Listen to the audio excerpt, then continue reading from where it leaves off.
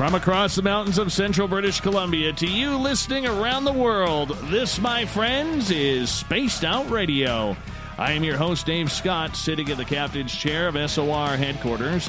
We welcome you to tonight's show on our terrestrial affiliates across North America and digitally on TalkStream Live and Revolution Radio. Now, if you want to take a listen to our archives, they are free for you at youtube.com/Spaced Out Radio. Just do me the favor, hit that subscribe button. Follow us on Twitter at Spaced Out Radio and on Instagram at Spaced Out Radio Show. Our website is spacedoutradio.com, where we have a plethora of features for you, including rocking out to Bumblefoot and reading up on Captain Shirk's SOR Newswire. Follow us on Twitter at Spaced Out Radio for the show and on Instagram. Actually, I already said that. Tonight's show is brought to you by Chive Charities. Help make the world 10% happier by visiting Chive Charities today. You can find them on our website. It's time once again to board the Woo train as our Keith Andrews returns for the ET Connection. Keith is a lifelong experiencer who joins us once a month to talk all things alien and extraterrestrial. A lifelong experiencer, Keith now helps counsel people who have had their own experiences and are struggling to figure out what and why it's happening to them. We are also joined by a special guest, Little Richie G from Goof On Radio, Rich Giordano, to coming in and playing on the Woo train with us. We really do appreciate that. And, of course, if you are in one of our chat rooms or on Twitter, make sure, and this is what you need to do, you need to put your questions in capital letters. We will get them to Keith and Rich as quickly as we can. Now, Keith is still technically on work shift. So if all of a sudden he has to bail on out, well, we got G here. We got the G here for that. So we're going to be entertaining you all night long. Gentlemen, welcome to another edition of the ET Connection. Let's do it. Thanks for having me. Absolutely. Now, yeah, go ahead, Keith. I said, thanks very much for having me, and us for that matter. Absolutely. Absolutely. Now, Rich, you kind of have a little bit of a skeptical side here, so I'm sure, you're going to probably, get right into it with our Keith here a few times. I'm okay with that, and I'm sure Keith is up for the challenge as well for some questions. But Keith, for people who are listening to you for the first time, because our audience is always expanding, it's always growing, explain what it's like to be a lifelong experiencer of things that are not supposed to exist. I believe the polite way to put it would be confusing. My entire life, my dad tried convincing me that all of my memories were wrong, and then on his deathbed 4 years ago, apologized to me and said that, and he listed them off quite in detail to specifically tell me that, no, my memories were absolutely on the money. So, to say the least, you don't fit in with society itself, and even in my own family, they were none too happy with my outlook. Really? So for the people that are just getting into it. Yeah. So Keith, for you going through that your entire life, how different of a childhood and life have you lived comparatively to somebody else who's maybe never experienced anything? I think the best way to put it is my life is more like science fiction than it is anything else. Let's take that funny little group called the Flat Earth Society. We'll take all of science and throw it out the window and just go with the one thing I rely on. When I was 5 years old, I saw my first Earth rise. As in watching the Earth come up over the horizon of the moon. Now, people can tell me whatever they want. That in and of itself defines whether or not I see the world as round or not. Does it matter? There's things that I just take as for granted that other people just thankfully are not really in a position to wrap their brain around. How did you see Earthrise? Well, you get on a starship, go over to the other side of the moon, and take a look back. Okay. I didn't know where from. Just making sure. Yeah. No, like I said there, it really boils down to science fiction. Our Keith Andrews and little Richie G are with us tonight. Now, Rich, you've never really had an ET experience. Not that I'm aware of. I've had very explicit dreams, though. All right. So, with the fact that not knowingly you've had any experiences, and being a guy who has been looking into UFOs for the last 15 to 16 years, do you feel a little ripped off that the aliens haven't asked you to come out and play yet? Yep, absolutely. That's why I'm angry. It's not fair. I've tried a lot of things that are being done, meditation, trying to change my vibration. I've tried talking to psychics, all sorts of stuff. Why am I not getting any alien? Well, they told me I am. I just don't remember it. So I'll have to buy it for now. Well, the main thing is that you come on in and you have a good time, and, sometimes you got to get a little angry. And that's why we love you. That's why we love you right there, man. Hey, well, what's wrong with me? You want a list?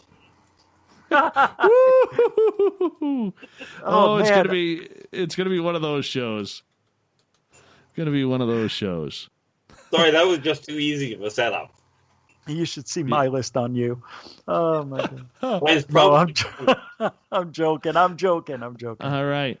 We're going to get the questions started off right off the bat here. And Greco is asking, Keith, are there any real small aliens that you can eat as a snack, whether they're whole and maybe a little bit delicious? Well, technically the answer would be yes. But then anything large, you just cut it down to size, you can carry on. I mean, there's an old African proverb that goes, how do you eat an elephant? One bite at a time. But could you? The answer is yes. Would I recommend it? Not at all. How come? Well, because some of the ones that are small enough to eat will eat you from the inside out. What if you chew them up really well? Your teeth aren't that tiny. Oh. You take a look at the Archon. They're a parasite. Technically, you can eat them. Right. You want to eat them, though. Well, that's just it. Yeah. See, I always find trying to eat sentient creatures isn't necessarily in your best rational line of thinking, if you will.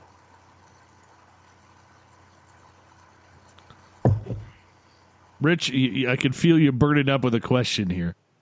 No. I'm really just listening in. Let me ask you this, Keith. When you go up on a spaceship, do you bring your own fork and knife just in case? No. Do they provide cutlery? That depends entirely on what you're referring to as far as meals go. Most of the time I'm there, it's literally not spent sitting around a dinner table.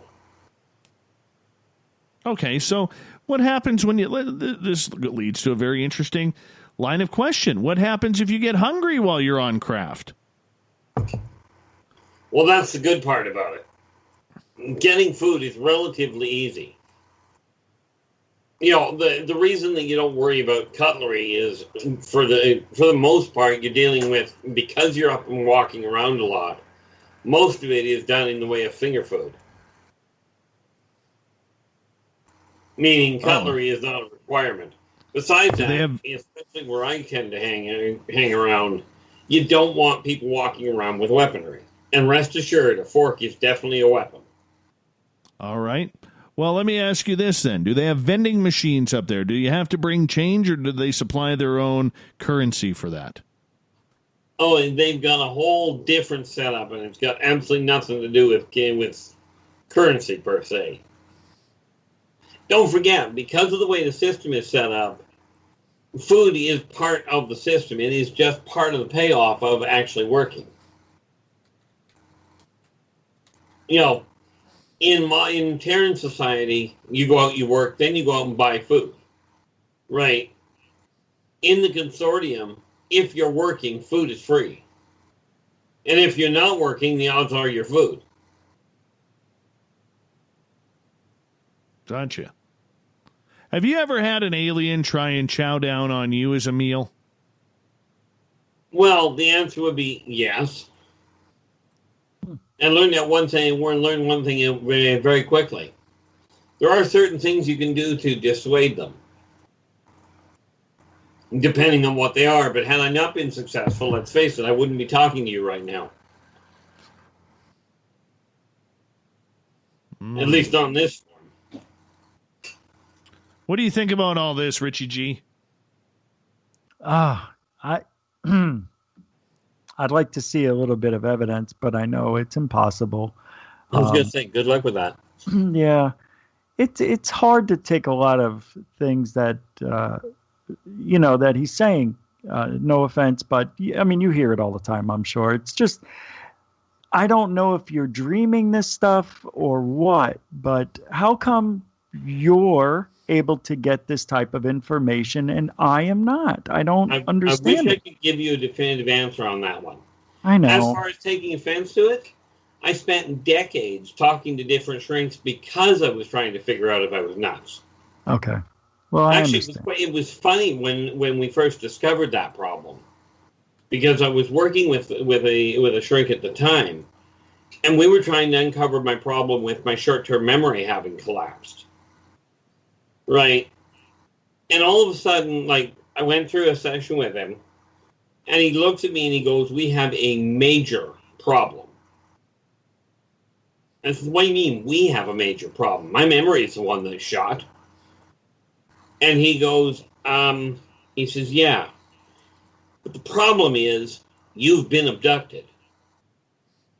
I said, "You want to run that by me again?" Of course, at the time, I'm thinking, I'm thinking to myself, I'd never been kidnapped in my life. Totally forgot about the rest of it. But I mean, I did make the mistake when I was a child going, get me off this backwoods mud ball. I forgot to specify, don't bring me back. Who told you that you were abducted? The doctor or shrink? Yep. No, shrink. Was that shrink, experienced in this field? When I went to see him, my understanding was he was a GP, a child psychiatrist. Okay. Right. It wasn't and a hypnotherapist. Now, I wasn't aware of anything more until he made that comment. And I mean, that's the Reader's Digest version, but as it turned out, he was a GP, child psychiatrist, adult psychiatrist, a hypnotherapist, a specialist in UFO abductions, and a past life regressionist. Wow. Right, and in answer to the other part of the question, from my understanding, considering I was with him for 20 years, he had 30 years experience in each of those fields. Trained in England. And of course, there's all that other little issue of, well, if it was a hypnotherapist, they could have implanted it. That's weird. And you just said they that. Yeah. Go ahead. Lord knows I've questioned it my entire life. Well, but the reason as it was put to me, when you've got so much circumstantial evidence that I've had and some physical evidence, you just give up questioning. See, Lear, the guy who pulled out the implants, who passed away several years ago, nobody else is furthering that research of removing implants. And I heard there might be somebody that will be donating their time for this cause. But all those implants that Lear pulled out, I know there was one or two that had a signal supposedly coming off of it. And then all of a sudden it just disintegrated into nothing and no proof. So still, here we are stuck with no proof, even from the implants that this guy spent a long time of his career pulling out of people. Well, what evidence do you have? That you would call evidence? Memory. Well, no, that you. Oh, okay. Well, I mean, that is evidence. It's just I've got physical. memory. I've had witnesses of my return. Okay. Well, I remember waking up one morning when I was still married, and my wife took one look at me. I had a gash running from the center of my forehead to my right temple, one from the bridge of my nose to the right cheek, and one from my chin all the way to the carotid artery. that were dead parallel, and I had blood all over the pillow. And she just looks at me and goes, "I don't even want to know what you were fighting last night." All right, let's move on to another question here. Zach is asking, Keith, have you ever been in an alien prison? If so, is it anything like a Turkish prison? Bearing in mind I've never been in a Turkish prison, I have a problem with the comparison. Have I ever been imprisoned on an alien in an alien prison? No, but I have been in them. You were locked up by aliens? Compares to Turkish because I've never even looked into them. What did you do to get locked up by the aliens? Were you hitting on the alien women a little too much, or what? Like I said, I went in there, yes, but I wasn't locked up. I went in actually to talk to the prisoners. Who was locked up? Is that where Elvis is? No. If you read the World Weekly News, probably 30 years ago, he got abducted and taken to Mars, along with the dinosaurs, by the way. Okay. All right, moving on. Lance is asking, do alien women give alien men Dutch ovens with the covers on Saturday mornings? I'm sure there's a reference to that somewhere. I just have no idea what he's referring to. Basically, you fart under the covers and then you pull it over your spouse's head. This has really gone down the toilet. Why the heck would anybody, number one, do that? Number two, ask? Exactly. Yeah. I just asked the questions raw here, man. Fap is asking, do aliens eat breakfast for dinner? Oh. Best I can tell you is if you take the definition of breakfast, which literally translates into break fast, the first meal of the day, they do not qualify what type of meal is breakfast. Which may be the same problem I have, because I've never differentiated between what the meal is so much as whether I eat. All right, moving on. Zach is asking, oh, that's the alien Turkish question. He asked that twice. All right, Philip is asking, do aliens approve of their portrayals in films? If so, which films? Well, it's not a question of approval. It's a question of it is what it is. But I can tell you if you want to get a look at some of the better films regarding certain races, Steven Spielberg's the Close Encounters of the Third Kind, I think it was Steven Spielberg, but Close Encounters of the Third Kind, the original was absolutely perfect where it came to the rendition of the Greys, both the controllers and the scientists. If you look at Jupiter Ascending, then you get a good look at Tormenon. If you watch Predator, you're looking at the Modocs. If you look at Arrival, you're looking at the Udina. And Alien, starring Sigourney Weaver, yes, is almost a perfect rendition of a Chick-Chock. If you ignore the extending internal jaw. All right. Let me ask you something. Can I ask, Dave? This is important. Of course you can. We got 4 minutes.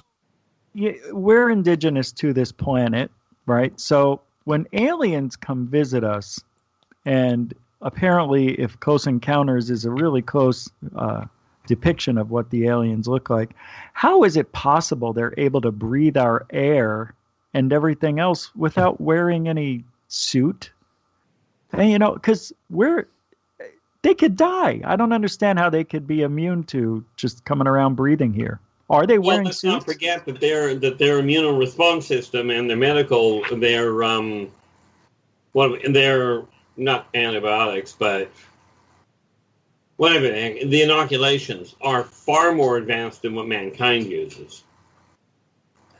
Secondly, if you take, they're actually the Greys are from a very highly oxygenated planet. So they're used to breathing oxygen itself. You will never run into a Pleiadian purebred. Not on this planet. At least not a live one. So if they went on a planet that was pure methane, they would be okay? In all fairness, I've never actually bothered asking what their actual atmosphere is. What I do know is that Earth's atmosphere will kill them in a heartbeat. Wait a minute. I that's what I was wondering. So, all right, I'm confused. So, okay, let's try it this way.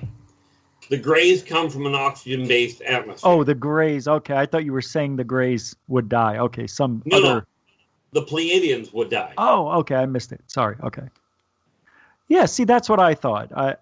Because from what I understand, this planet is so freaking rare that to have this mixture and combination of nitrogen and oxygen and helium and everything else, it just amazes me that anything would be able to breathe it other than if they were born here. Honestly, it's not as rare as you might think. Probably, yeah. I would imagine. Let's sneak in one more question here as R. Keith Andrews is here for the ET Connection. Special guest Little Richie G from Goof On Radio. Steamwork trained Mark all the way in Australia is asking, Keith, have the aliens ever shown any technology of the craft when you have been on board? Yep. I guess Toys. you want a little more than that. Well, yeah, about 90 seconds worth. Yeah, I actually got a real good view of their star drive. Right, and a very solid explanation as to how it works. So, I mean, from that end, did it work out nicely? You know, did I get a look at it? Yeah. I actually talked to a Terran lass that has both her master's in rocketry and astrophysics. And I laid it out for her. It took me 2 hours to get to explain it because I don't have training here. But she said, and what she told me was it was so far ahead of them, they never even touch on it. Wow. But the technology they've got for the star drive, and I've actually got a picture of it here that I've sketched out. It's bad. No, I'm not showing you a picture on radio. Of the tool that the Greys use for DNA extraction. Keep that thought. We're going to get to more audience questions. And, of course, I know Little Richie G will have some. Our special guest tonight, Rich Giordano from Goof On Radio. And, of course, it's Friday night, which means it's time for R. Keith Andrews and the ET Connection.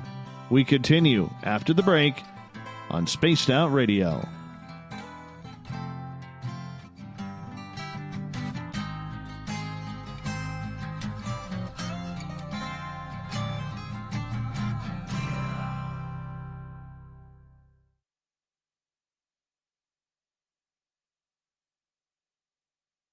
Hey, space travelers, this is John Resig, founder of the Chive and Chive Charities. If you know anything about our website, you know we like to do things a little differently. We're not some faceless organization collecting money for a nebulous cause. Our donor dollars go directly toward life-improving items. Then we give those items directly to an underdog who needs it most. To become a donor with Spaced Out Radio's official charity, Chive Charities, just go to chivecharities.org/donate. From the heartlands of Canada to beards around the world, we know how to take care of you. Fill your follicles with the Mighty Moose Beard Oil. All our oils and balms are handmade and 100% natural ingredients because we care about your beard. And hey, use the promo code SOR2019 and get your Mighty Moose Beard Oil today. You can check us out on our website, mightymoosebeard.com.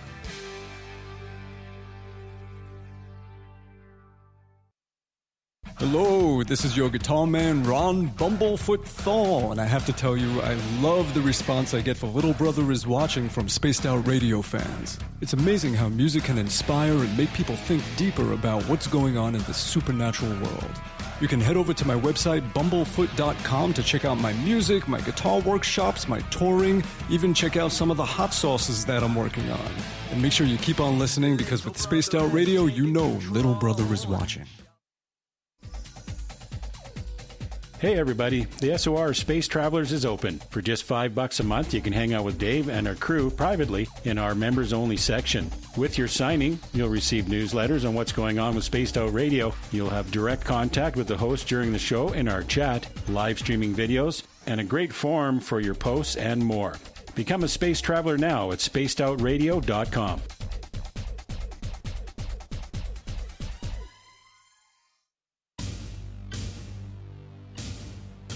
You wanted new SOR gear, and now you can have it. The SOR Vault is fully stocked with t-shirts, hats, hoodies, mugs, and everything in between, with great logos for you to choose from. So head on over to spacedoutradio.com, click on the SOR Vault, and go shopping. Pricing is quite affordable, and you can look good representing your favorite show. So go to our website and pick up your new SOR wear at the SOR Vault today. If you like it hot, real hot, then heat up your meals with Bumblefoot hot sauce. Get your Bumblefoot hot sauce today. The sauce, Bumblicious, and the 4 million Scoville unit Bumble. We're going in hot, real hot, coming out even hotter. Keep the milk nearby and tantalize your taste buds tonight. Bumblefoot hot sauce, available now at kajans.com. Cold drinks, great food, and the best music in Vancouver. The Moose Vancouver is the place to be, open until 2 a.m. nightly. Everything on the menu starts at just $6.95. Who serves food that cheap anymore? At the Moose, you'll never know who you'll run into. Rock stars, actors, athletes. It's the place everyone wants to be. So join us at the Moose Vancouver, the official party bar of Spaced Out Radio. Hello, Space Travelers. It's me again, Carl. Don't forget to join the Space Travelers Club for just $5 a month and follow Spaced Out Radio on Twitter at Spaced Out Radio. Our Instagram, Dave Scott SOR. Our Facebook page is Spaced Out Radio Show. Our archives are free at youtube.com/Spaced Out Radio. Come woo it up with Spaced Out Radio today. Bye!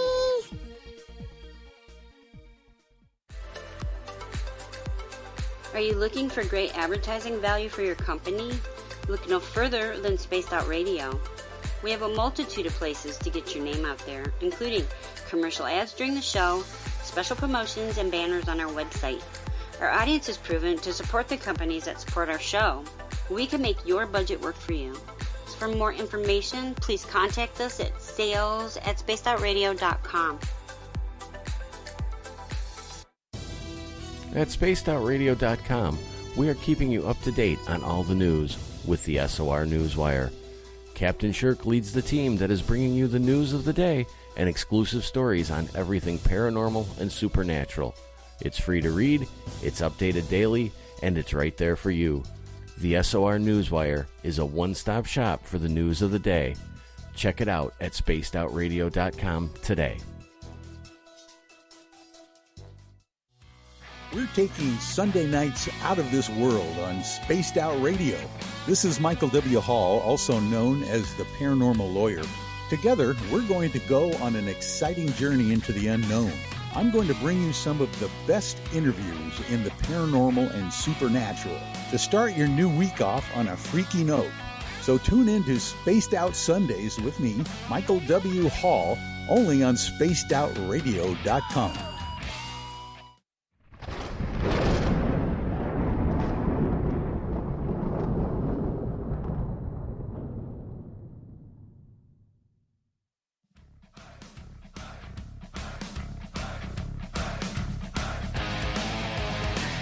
Welcome back to the second half hour of Spaced Out Radio tonight. I am your host, Dave Scott, sitting in the captain's chair of SOR headquarters. Thank you so much for taking the time to spend with us. Want to remind all of you that if you've missed portions of this show or others, check out our free archives at youtube.com/Spaced Out Radio. Just do me the favor, hit that subscribe button. Our website is spacedoutradio.com, where we have a plethora of features for you, including rocking out to Bumblefoot and reading up on Captain Shirk's SOR Newswire. Follow us on Twitter at Spaced Out Radio for the show, and on Instagram at Spaced Out Radio Show.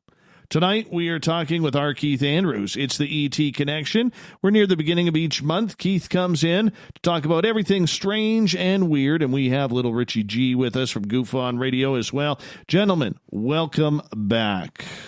Glad to be back. Thank you very much for having me, and welcome back to everybody that's joining us. All right, Keith, next question from Jules, because this is audience participation here.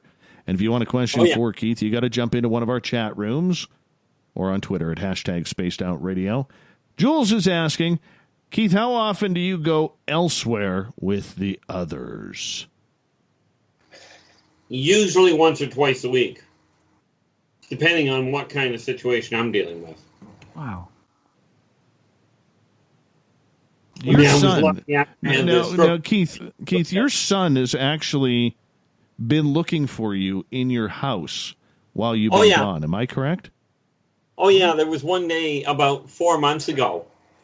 I was getting off shift. Right. It's 10 o'clock on a Friday night. I was getting off shift. And I just looked at him and said, I got to run the garbage out.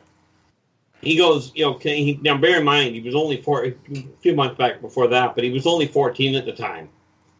And he says, can I stay up till you get back in? And, that would have been, it should have been like close to 10:30 when I got back. I mean, it was a little after 10 when I headed out. I said, yeah, no problem.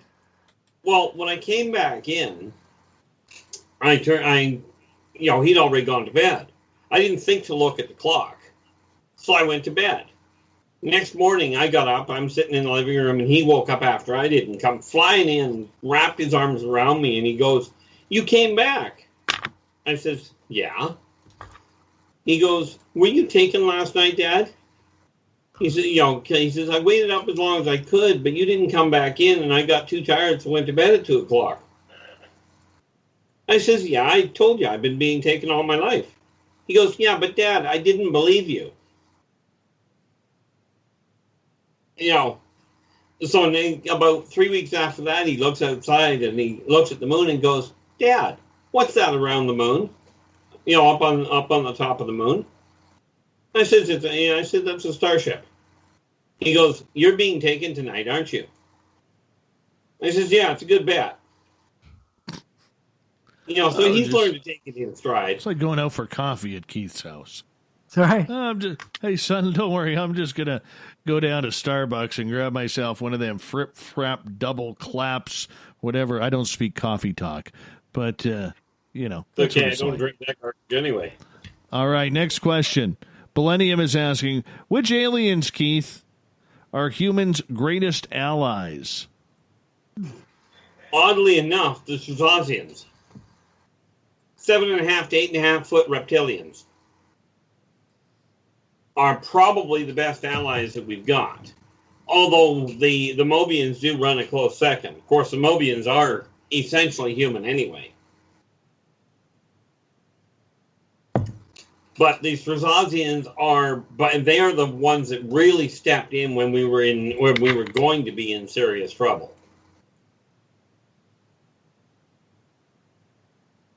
All right. They got here to intercept another race to protect Earth from it. At the time, the consortium, much as it governed this place, was not in the area. They were occupied elsewhere. Let's move on here. We're going to go visit Joey Bandanas in our Space Travelers Club. Keith, when you are in a spaceship traveling at the light of speed, or speed of light, pardon me, and you turn on a light, does anything happen? Well, it goes from being dark to being a little brighter. Kind of like turning on the light in the dark in your own house.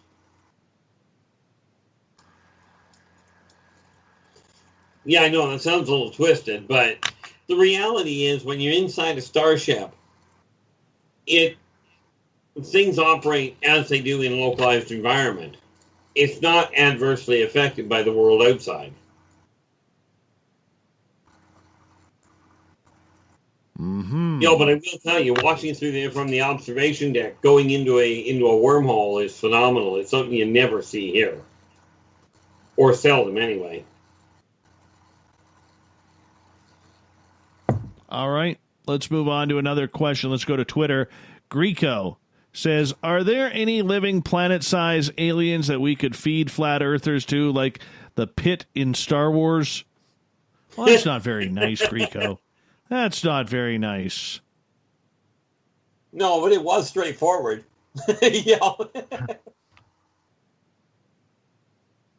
As far as planet-sized that eat people, no, but there are planet-sized races that you can run into.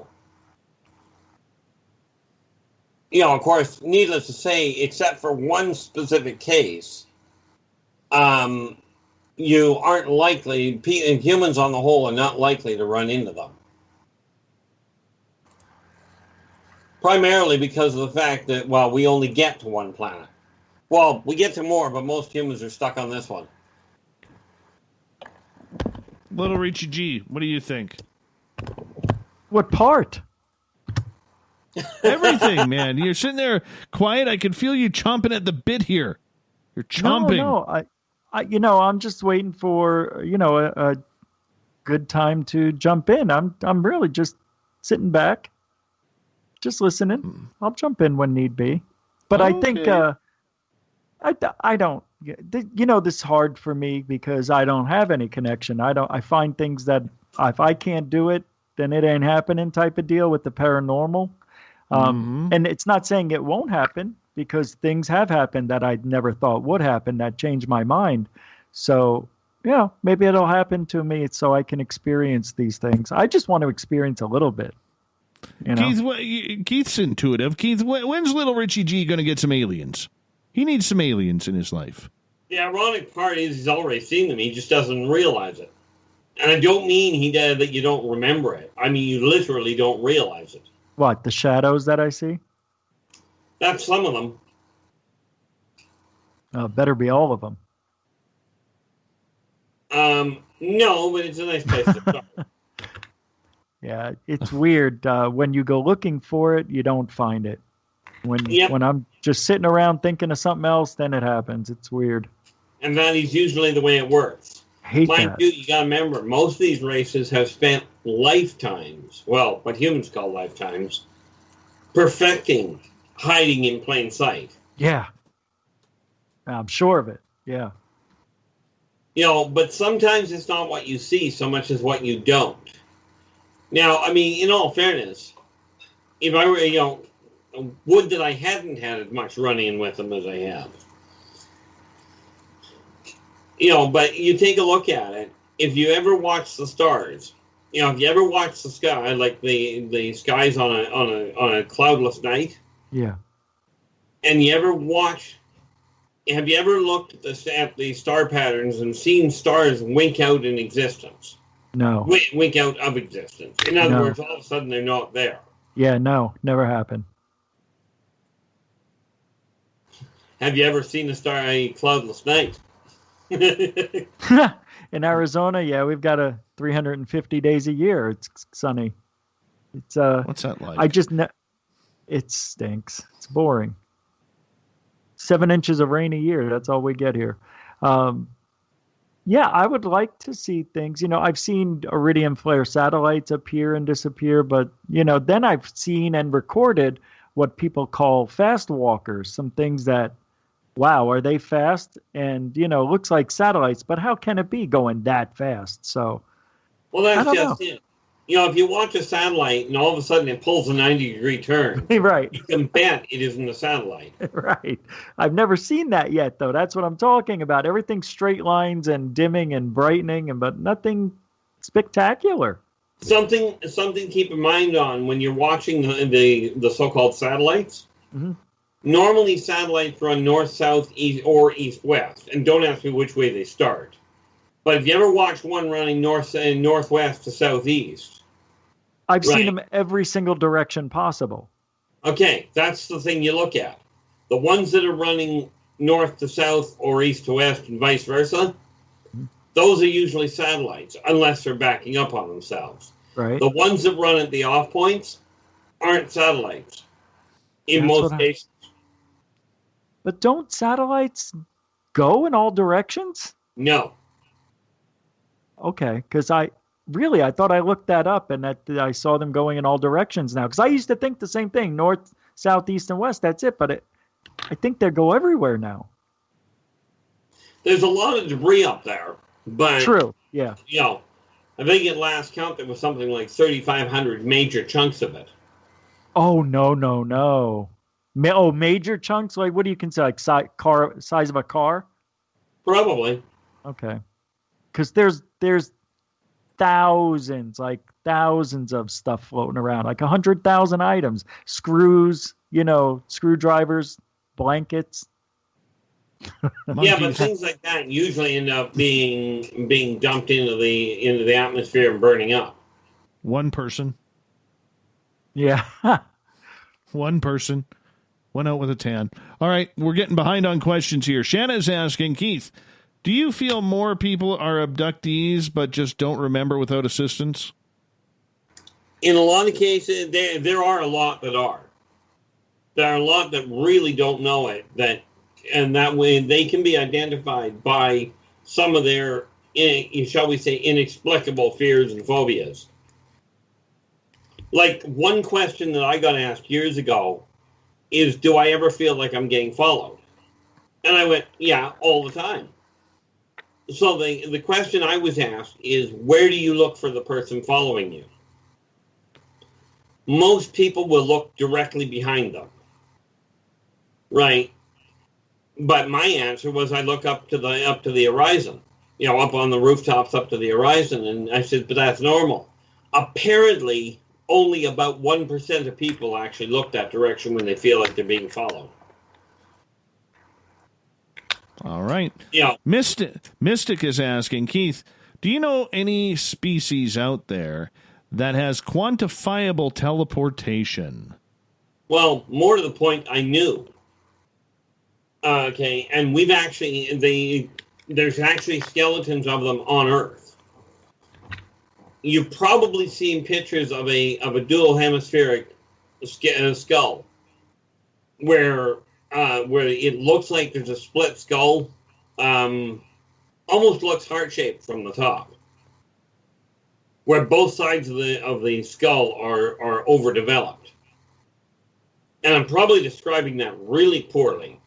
But they used to have quantifiable matter relocation, not technology. They did it by mind. The Mobians still can if they really choose to. But those are the only two that I can think of. The Mobians are still alive. The Zerons they're an extinct race. That's why I said they used to have it. I have a question I want to ask, if that's okay. Okay. Are we as humans, here's what I think we're all being abducted. I think we're living on more or less a prison planet for the aliens. I don't know why, I just have this feeling that we're here kind of living a life like as if it was a Matrix reality, like everything here isn't what it is, but even though it is, are we part of an experiment? Well, quite frankly, you won't buy this one in all likelihood, but no. Okay. Is mankind indigenous here? Yep. Were they created technically by aliens? Technically, yes, because the planet wasn't here when the people that got here and built man arrived. They weren't from here originally. But this is not a prison planet. This is not a quarantine zone. Okay, humans are the dominant, sentient, technologically advanced surface-dwelling race. Net result, they are designated the caretakers of the planet, which, by the way, they're miserably failing at. But no, this is not a prison planet. Because I think we were originally on Mars. It seems like our body clock is set to Mars more than it is Earth. And why did we lose all of our fur if we were coming from apes? Then all of a sudden we're hairless, pretty much. Two major factors. One, man did, and unfortunately this is what I know, and can I prove it? Not a prayer. Okay. Has man gotten to Mars? Yes, but are they from Mars? No. The Martokians are from Mars. As far as the lack of hair, that is an evolutionary jump that happened as mankind evolved. As they learned how to protect, how to create shelter and what have you, the hair became less and less necessary. But we haven't found that missing link that, from ape to man.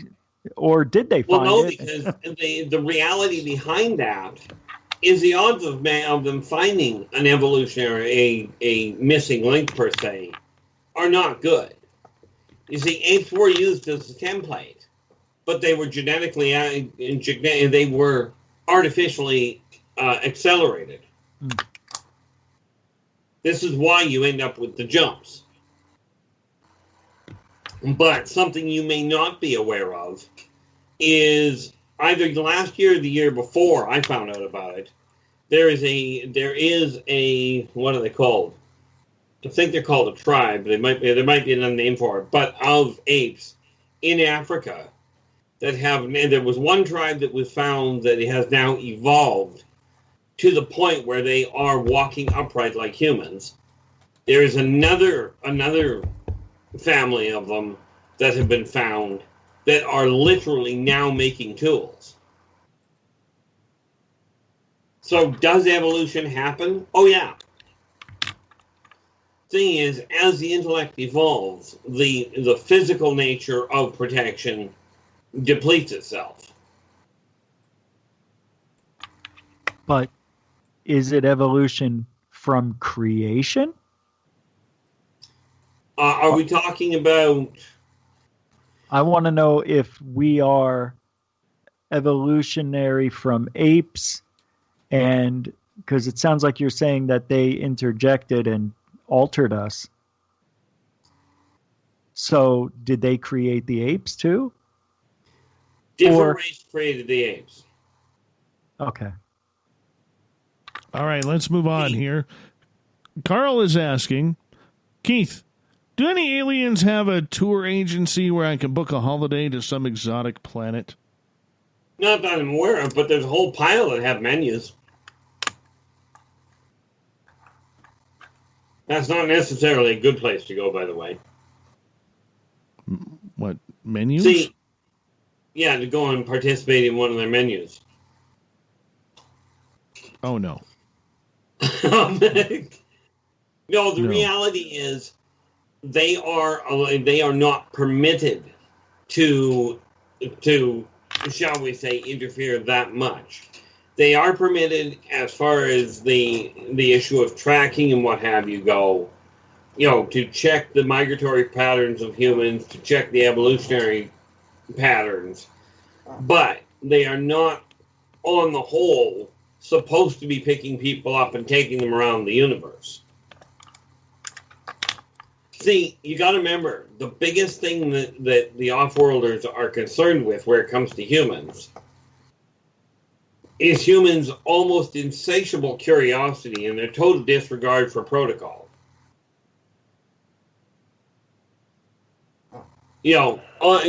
Frankly, for humans to be released into that kind of environment could be absolutely devastating for a lot of people. Makes sense. Jason is wondering, Keith, what's hiding out behind the sun? Well, we should start with the small battle fleet that's sitting on the other side of the sun.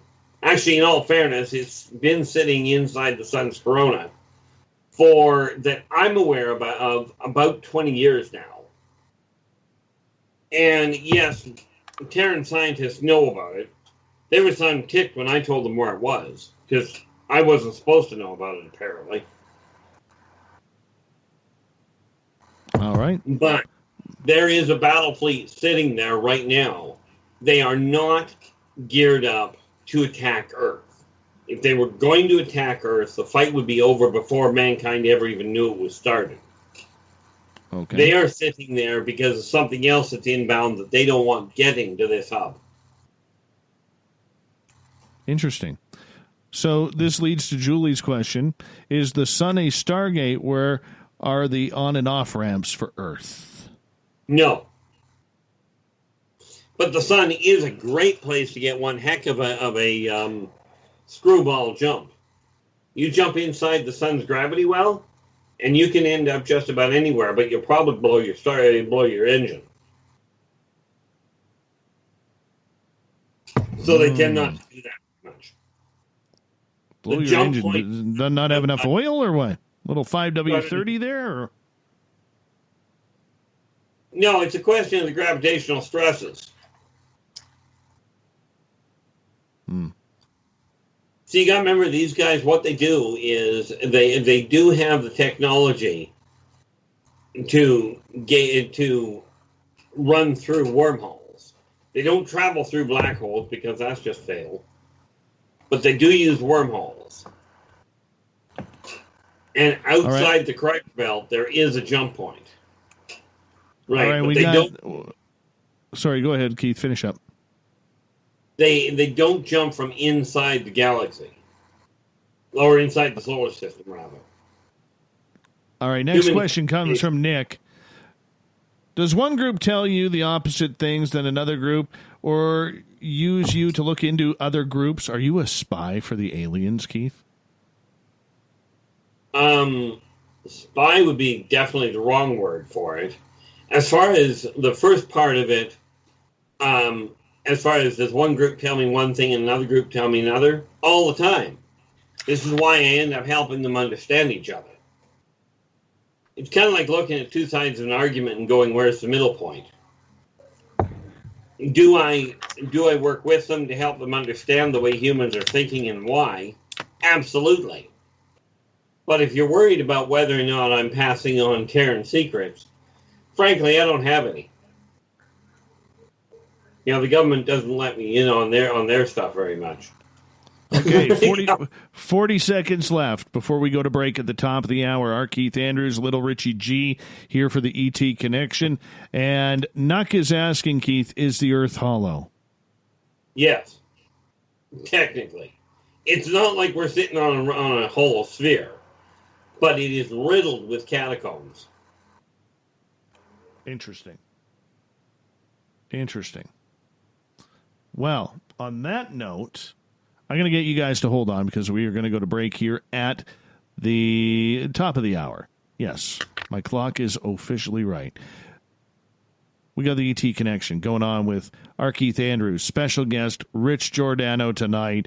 Get into some big-time alien talk. We got a bunch of questions from our audience. We are way behind on that. We're going to try and catch up here as well as Keith comes in at the beginning of each month. Hanging on out. Talking all things extraterrestrial, ufological, because I know Rich hates it when I say that. Yeah, but such a wonderful one. It is, isn't it? More Spaced Out Radio with our Keith Andrews right after this on the Mighty SOR.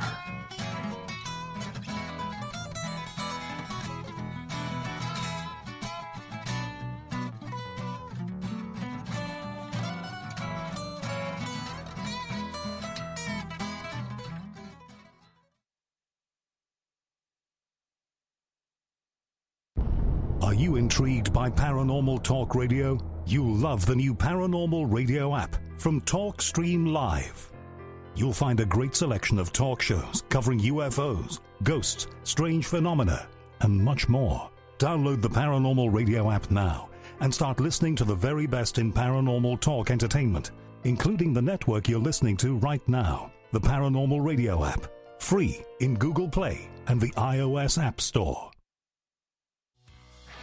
Hi there, this is the paranormal lawyer Michael W. Hall. I'd like to invite you to listen in each Sunday night where we're going to open up your eyes to everything strange and paranormal. I will be hosting some great guests with topics that affect us all, such as UFOs, ghosts, and everything paranormal. Let's learn together on Spaced Out Radio Sunday with myself, Michael W. Hall, the paranormal lawyer at spacedoutradio.com. Get your horns up with me on Spaced Out Radio. This is Ron Bumblefoot Thal. Come tune in to SOR where you can hear me rock out with Little Brother is Watching, the official theme song of Spaced Out Radio. And then come on over to bumblefoot.com where you can find out about my tour schedule, my music, and everything else. Bumblefoot.com keeps you up to date on what I'm doing and the best way to stay in touch with my music and music camps. Sign up for my newsletter at bumblefoot.com and remember, Little Brother is Watching. The party is always on at the Moose Vancouver. The Moose Vancouver is where you want to be when visiting Canada's West Coast. Open until 2 a.m. nightly, the Moose cranks up the rock while serving some of the best rated food in the city. The menu starts at $6.95. Why party anywhere else in Vancouver when the Moose is right there? Get your horns up and rock with the Moose, the official party bar of Spaced Out Radio. We are scouring the world for the most intriguing stories of your day. Take the time to read up on the SOR Newswire, where our team, led by Captain Shirk, will deliver to you some of the best paranormal and supernatural news, along with some stories that will blow your mind from the weird to the wacky. It's the news outside the news that piques interest, and that's what we're looking to deliver to you. The SOR Newswire, only at spacedoutradio.com.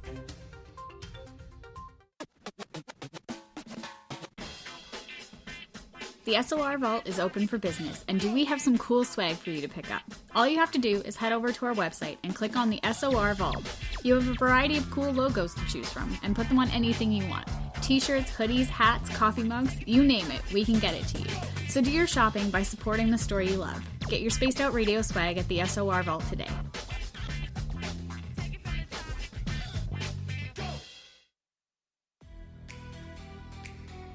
Are you an experiencer of something strange that can't be explained? Do you want help finding out what's going on? I'm Ryan Stacy, head of the Experiencer Support Association, otherwise known as TESSA. We've teamed up with Spaced Out Radio to investigate cases filled out in the SOR Sightlines report.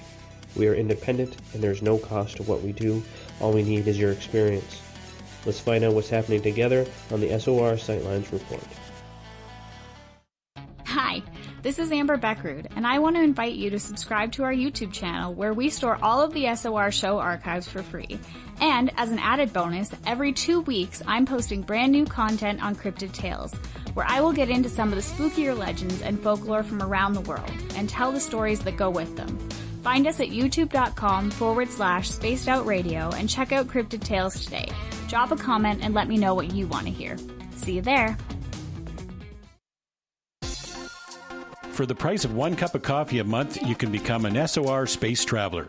The Space Travelers Club is a place where you can interact with other listeners, either live during the show or on our great forum. We want your stories, pictures, comments, and ideas. You'll get live video streams, exclusive content, and be a part of our newsletter. Stay in touch with everything SOR. The Space Travelers Club is just $5 a month at spacedoutradio.com.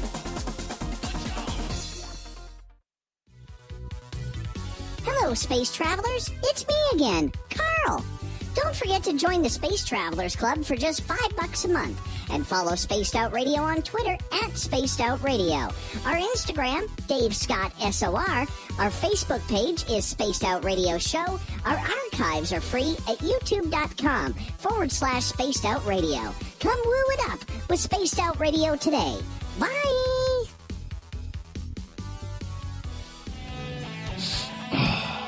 I'm feeling a little spicy tonight. What to do? What to do? Why not get Bumblefuck? 4 million Scoville units of pure hard rock. Bumblefoot hot sauces come in 3 flavors. The burning Bumble. Tone it down a bit with Bumblicious and throw the sauce on everything. Spice it up. Bumble me, baby. Bumblefoot hot sauce. Get it today at kajans.com. Hey, Space Travelers, this is John Resig, founder of the Chive and Chive Charities. If you know anything about our website, you know we like to do things a little differently. We're not some faceless organization collecting money for a nebulous cause. Our donor dollars go directly toward life-improving items. Then we give those items directly to an underdog who needs it most. To become a donor with Spaced Out Radio's official charity, Chive Charities, just go to chivecharities.org/donate.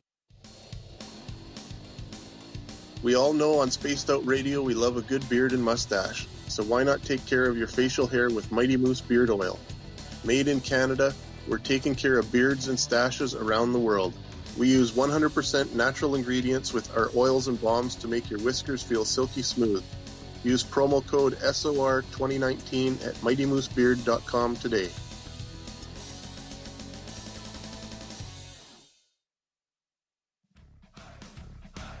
You're listening to Spaced Out Radio with Dave Scott. Follow Dave on Twitter at Spaced Out Radio and on Facebook, Spaced Out Radio Show. Hour number 2 of Spaced Out Radio is underway tonight. I am your host, Dave Scott. Thank you so much for joining us. We really do appreciate you taking the time to join us. We welcome back everyone listening in on our terrestrial affiliates across North America and digitally on TalkStream Live and Revolution Radio. Remember to check out our archives. They are free at youtube.com/Spaced Out Radio. Just do me the favor, hit that subscribe button. The Desert Clam has set the password for tonight in the SOR Space Travelers Club. What is it here? Let's have a little peek here. Comitatus. Comitatus is your password.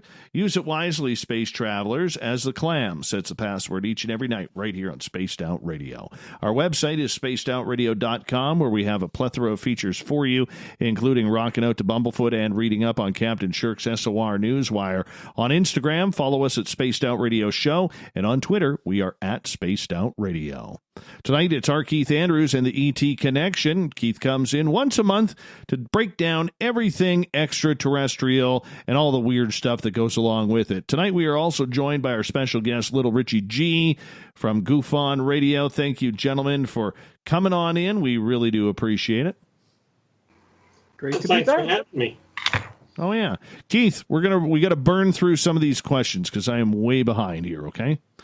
Oh, Andrew yeah. in the UK is asking, are there any gnomes in space? Only involuntary. Cool. Good enough. Worsley is asking, question on the reptilians, why are they the biggest ally? Well, because they interfered before anybody else did. That being said, the Strazazians actually had a beef with the Teklak before the Teklak got here. So they found out about it and ran intercept. And it boiled down to an issue, and they hit it off reasonably well with humans. In spite of the fact that they scared the heck out of humans. Of course, humans get scared by their own shadow. All right. Moving on here. The Jim Christie is asking, what alien should we be afraid of? Well, depending on your outlook on fear, I would not recommend sitting down to dinner with Teklak. Tormundon will sell you to anybody. And quite frankly, the Moldocs are definitely not a crew that you want to play games with. Because they are professional. And now, you got to understand, with Moldocs, if you're unarmed, they'll leave you alone. The Moldocs only target viable adversaries. They hate hunting mushrooms. They Gotcha. will only go after ones that are combative. All right. Nathan is asking, how can we tell in society if there is an alien walking around? Do they have any tells that we should look for? Good question. That varies quite drastically. I mean, for me, there are certain things that I can see in people where I can look at them and go, yeah, that's definitely a hybrid, or that one's definitely not from this planet. And the tell is their behavior towards certain things. But you got to remember, a lot of the aliens that are walking around here have been trained to interact in human society, so they can get a good look at it.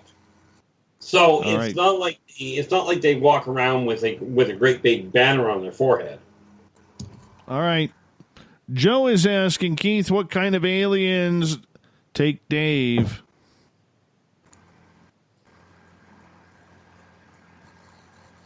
Why, you want him not to bring him back?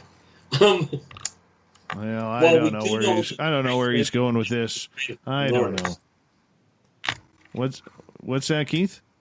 I said we do know you've dealt with both the Greys and the Nordics. Yes. Very true.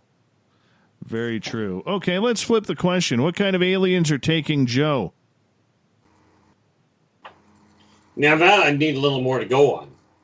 In other words, I have no idea. First and foremost, and don't take this wrong, Joe, if you're listening, but I don't know which Joe we're talking about or what the aliens are that we're dealing with.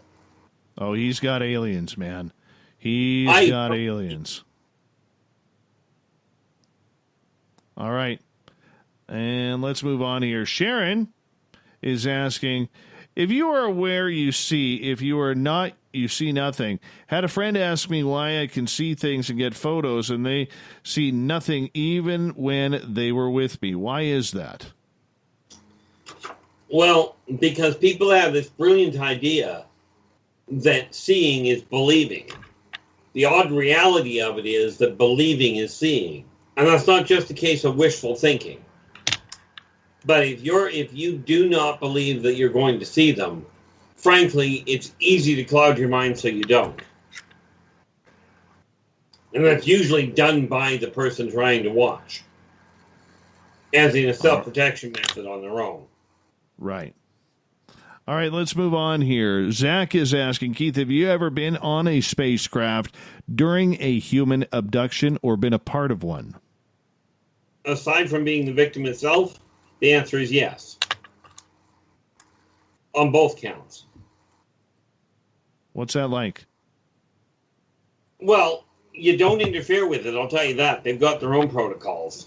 But it is fascinating to watch how disconcerting the abductee can get. But you learn what I was fortunate enough to do was learn the extent to which these different races go towards making sure that mankind, that the people they take, are put back in one piece. They don't get it right all the time, and there are some of them that literally have no clue how humans work. Vegans, for instance, because they've got no pain center at all themselves, they have no way of making things more comfortable. They do not understand why humans yell, right, at all. They don't understand fear, so they've got no compensation for it. And trying to get an anesthetic from a race that does not have a pain center, good luck. All right, moving on. The Stu Gerson is asking, should Dave consider donating his hair to the Greys? I'm not donating my hair to any aliens. I'm not doing that. Come on. No, I do believe you have a different thing you donate your hair to periodically. Actually, I have someone who is about to go through chemotherapy, and this person has asked me for my hair. So I said yes, absolutely. Excellent. That's what it's there for. Well, congratulations. How old are they? 70? Maybe. I don't know. You got a lot of gray in there. Wow. Just a shot at my hair right there, G. Thank you. Wow. I think I owed you that one. You totally owed me that one. That was an easy one. No, that was a good one. Thank you so much. Let's go to the Spaced Out Radio SOR Space Traveler. So, Richie, I love you. And Joey is asking, Keith, I live in full sight of NORAD in Colorado. Do they have interaction with the fast walkers? Wouldn't be a shock from my end. Because of the fact I'm actually not down there with them, I don't entirely know who all they're dealing with. But it certainly would not be a surprise from my end, because I do know NORAD knows about a number of the different races that are floating around. Interesting. Yeah, I know that for an absolute certainty, but exactly which ones I don't know. All right. Let's see if we got any more questions from our audience, or if we're caught up. Okay. Adnome is asking, if aliens like to eat humans, Why don't they eat apes? Hmm. Yeah, here's a cute thought, but who said they don't? Ooh. I don't know. Coco. She signed it. Coco, the talking orangutan, right? I thought she sign language. Oh, thought shit. she Yeah, She passed Coco was the one who learned it. I thought it was Grill, but yeah. Coco knows how to speak sign language. Yep. Yeah, she passed away a couple of years ago, a year ago or something like that. No, I wasn't involved of the funeral. I don't know, but that ape doesn't lie. No. Wonder if it's in their genes. All right, let's ask you. Brutus here. Thank you so much, Brutus, for the super chat on YouTube. Appreciate that. He is asking if you could explain the aliens' interest in us humans, and are there religious implications? He says yes. Oh, there are staggering religious implications. Yeah. But their interest, in a nutshell, is mankind in Terran civilization is on the verge of jumping another step forward or destroying itself altogether. So their primary interest at this point is the xeno-socioeconomic ramifications of this modification. Now, the religious implications are literally people are questioning, was God an alien? Well, technically, because God was not born on Earth, technically the answer would be yes.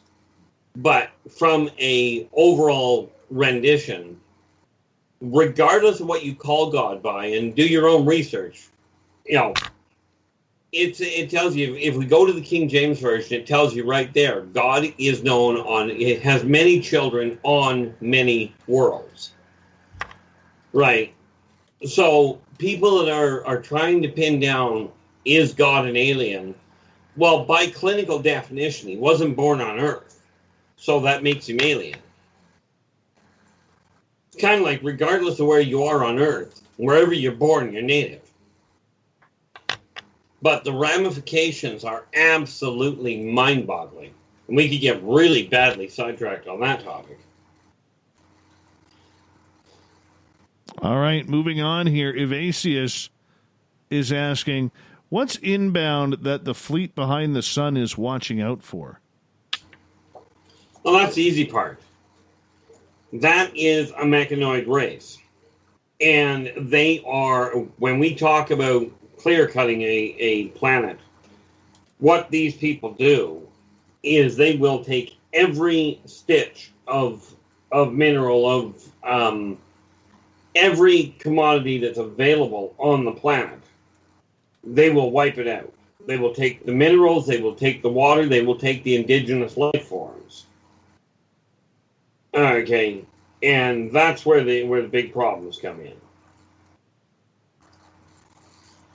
Okay, because that race, see, the consortium is here to make sure that Earth does not get wiped out, and amongst other planets, right? So of course these guys are they're inbound and they will be dealt with, but you got to understand there are a lot more problem. There's a lot more problem there than just tell them don't do that. Primarily because they don't listen. All right, Joe is asking, why did the Greys make Dave go out to Tim Hortons to buy donuts? It happened once. There was communication in my backyard. Keith was on the phone with me, and instead of going to the lake, I said, Keith, I got to make a run to Tim Hortons. They just never let me live that down. Never let me live that down. I wanted a donut and an ice cap. I figured if I was going for a ride, I was going to Tim Hortons first. It's a Canadian thing to do. Totally Canadian thing to do. Pretty much. Rich, help me out here. For what? What do you need? Well, I mean, you would have went for donuts and an ice cap, too, If aliens were calling you to a different part, maybe going for a ride, you don't want to go on an empty stomach. No, I don't want to get dizzy or anything because you don't know if they're serving what you like. Exactly. The nice part about the replicators, it's easy to get what you like. Mm-hmm. How do they know? All right. I don't know. How do they know what meat tastes like? Oh, they don't. All they know is the chemicalogical configuration. But they do know what a cow looks like, and therefore bringing one up is easy. Well, there you go. It looked a lot more difficult in the movie The Fly. Yeah. To and replicate. those guys have no clue what humans eat. Mind you, they're more interested in eating humans than they are in what humans eat. I don't get it. You get it, Rich? I don't. I'm hungry right now, so I don't know. Apparently, I can take you for a donut. Yeah. All right. You did the right thing. Let's go over to Twitter here, because I know Greco has about 75 questions here. Oh, Richard's here? Yeah. Get it? He's asking, has anybody ever been abducted during another race's abduction? Have abductees ever been ransomed to another alien race? They've also been sold to other alien races. Wow. I never thought of that. Tormanons are notorious for selling to the highest bidder.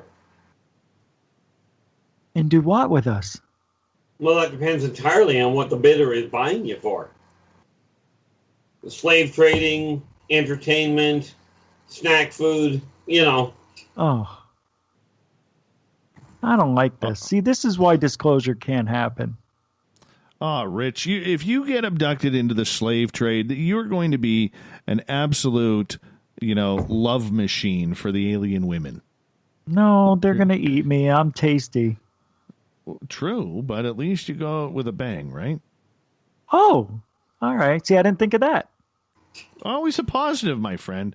I know. Always I'm so negative. I got to change my blood type from O negative to B positive. As a matter of fact, if you can get your blood type turned into something humans don't have, that'll virtually guarantee you get picked up because now they're going to want to know what the heck happened. Do we have beacons? You mean as in, can they find you regardless of where you are? Is our heart a natural beacon for them? Like they don't have to put an implant to find a specific person? Well, quite frankly, yes. Really? Sub-quantum tracking. Actually quite simplistic to do.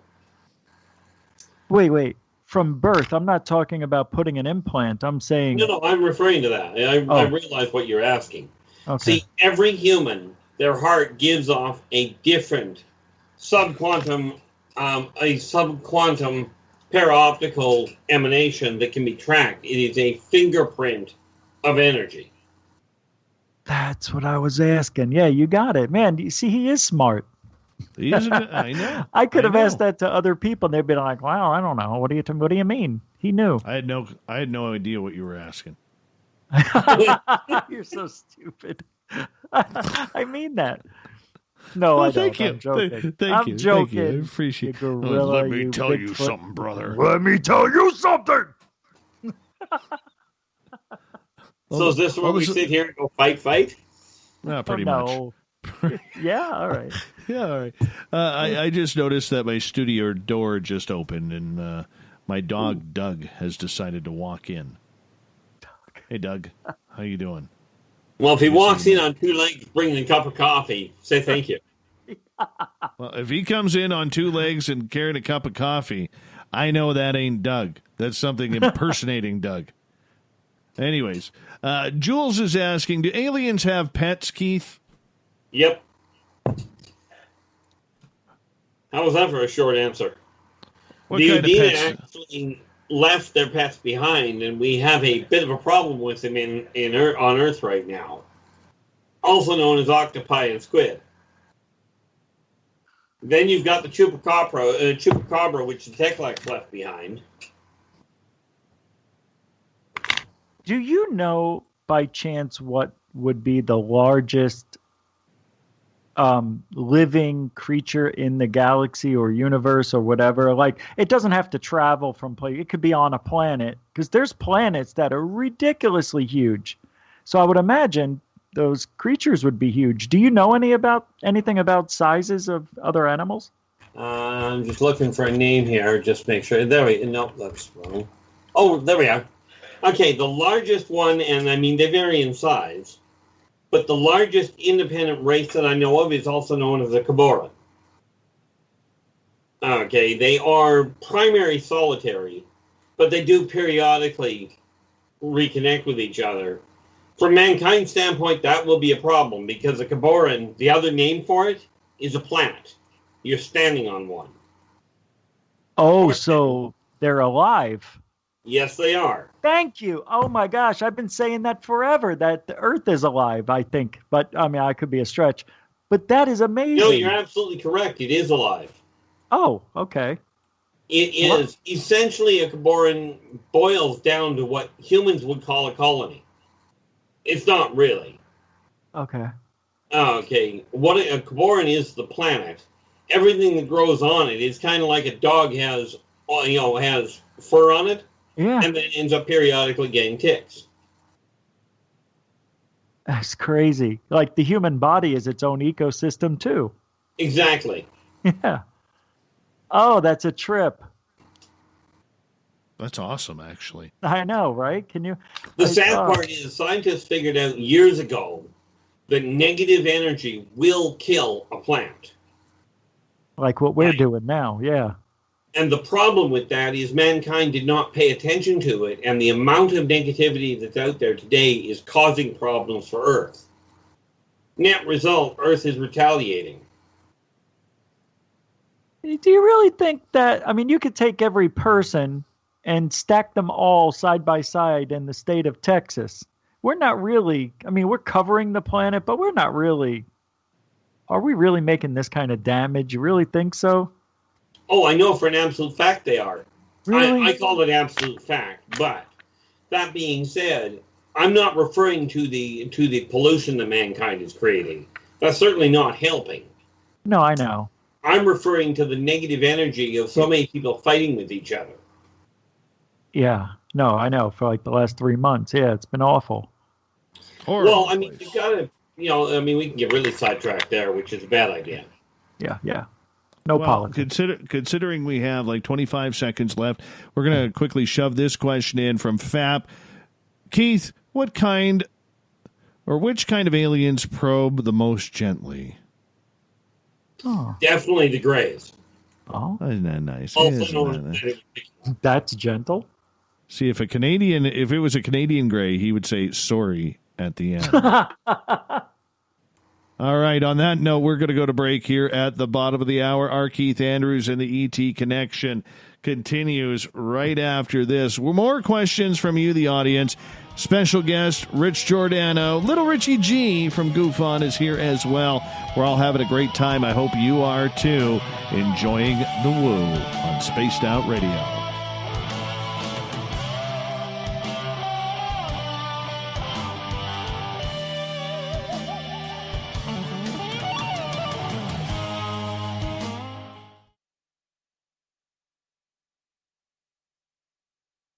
Hey, space travelers, this is John Resig, founder of the Chive and Chive Charities. If you know anything about our website, you know we like to do things a little differently.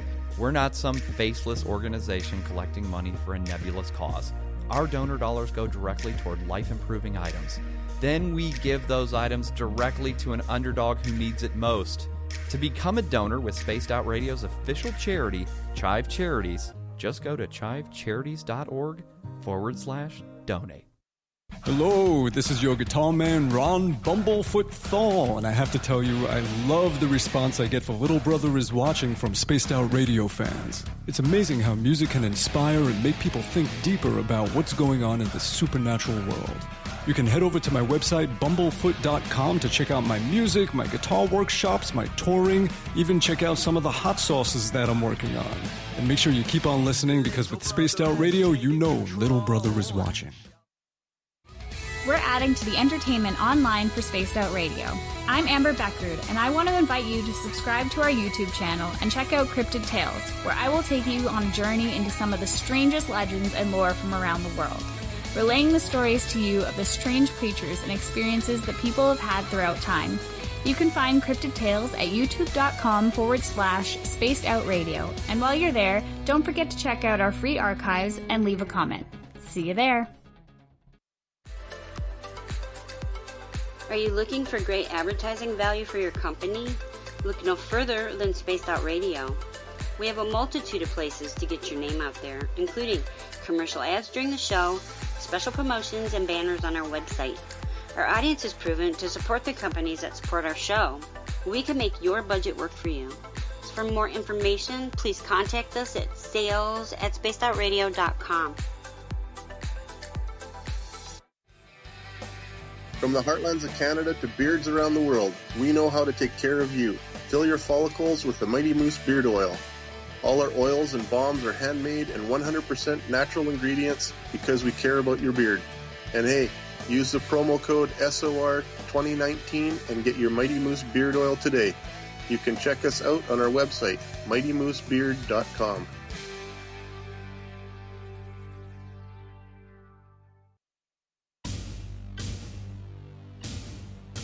You wanted new SOR gear, and now you can have it. The SOR Vault is fully stocked with t-shirts, hats, hoodies, mugs, and everything in between, with great logos for you to choose from. So head on over to spacedoutradio.com, click on the SOR Vault, and go shopping. Pricing is quite affordable, and you can look good representing your favorite show.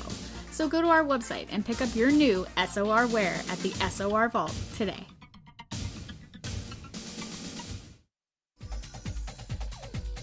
Hey everybody, the SOR Space Travelers is open. For just $5 a month, you can hang out with Dave and our crew privately in our members-only section. With your signing, you'll receive newsletters on what's going on with Spaced Out Radio. You'll have direct contact with the host during the show in our chat, live streaming videos, and a great forum for your posts and more. Become a space traveler now at spacedoutradio.com.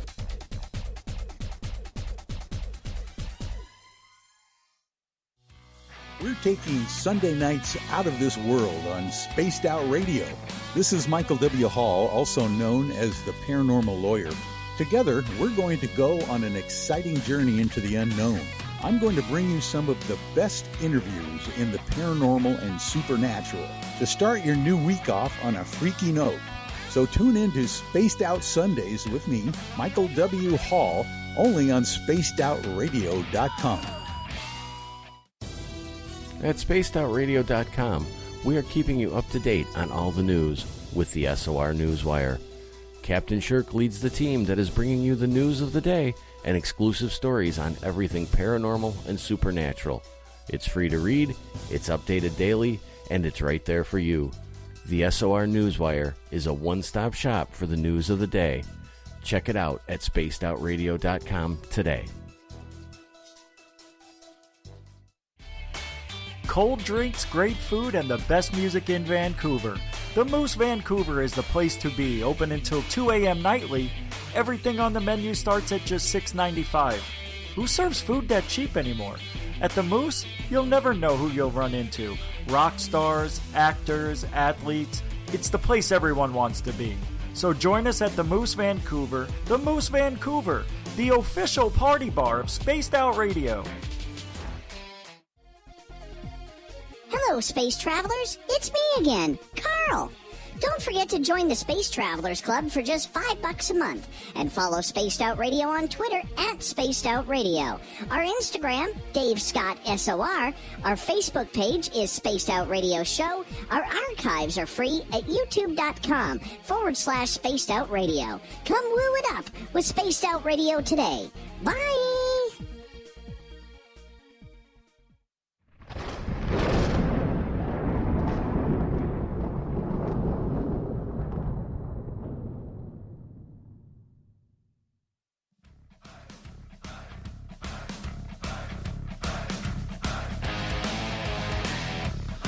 We pass the halfway point of Spaced Out Radio tonight. I am your host, Dave Scott, sitting in the captain's chair of SOR headquarters. Thank you so much for joining us. I really do appreciate your time. I want to remind all of you that if you have missed portions of this show or others, check out our free archives at youtube.com/Spaced Out Radio. Just do old Davey the favor, hit that subscribe button. Our website, spacedoutradio.com, where we have a plethora of features for you, including rocking out to Bumblefoot and reading up on Captain Shirk's SOR Newswire. Follow us on Instagram at Spaced Out Radio Show and on Twitter at Spaced Out Radio. Our Keith Andrews and the ET Connection turns up your woo tonight as we got the train fully on track. But we may go off the rails here because that's what we like to do. We are joined by Little Richie G from Goof On Radio as our special guest. Let's continue with the audience questions here. Keith, Chris Mo wants to ask, is there ownership of the solar system? Are all aliens communal? Number one, nobody owns the solar system. That would be classified in galactic terms. That would be classified as slavery, and it's really hard to sell a Caboran. They don't cooperate well. So, no, there are different races that have laid claim to a planet, but from that standpoint, humans are the caretakers of Earth. The Martokians are the caretakers of Mars. The Mobians are the caretakers of Mobius. Okay, and of course you've got various other races on various other planets. The funny thing is, Earth is not the only planet that is occupied. It just happens to be the only one that Earth has occupied in great extent. All right. Bomber is asking, if we dream of aliens, a very vivid and lucid dream, is it possible that it was real? Do they visit in dreams? Technically, do they visit in dreams? No, not usually. They can. But more often than not, if you're having that kind of a real vivid dream, especially if there is appropriate emotion tied to it, the odds are pretty good you're dealing with them directly and just are not entirely aware of it.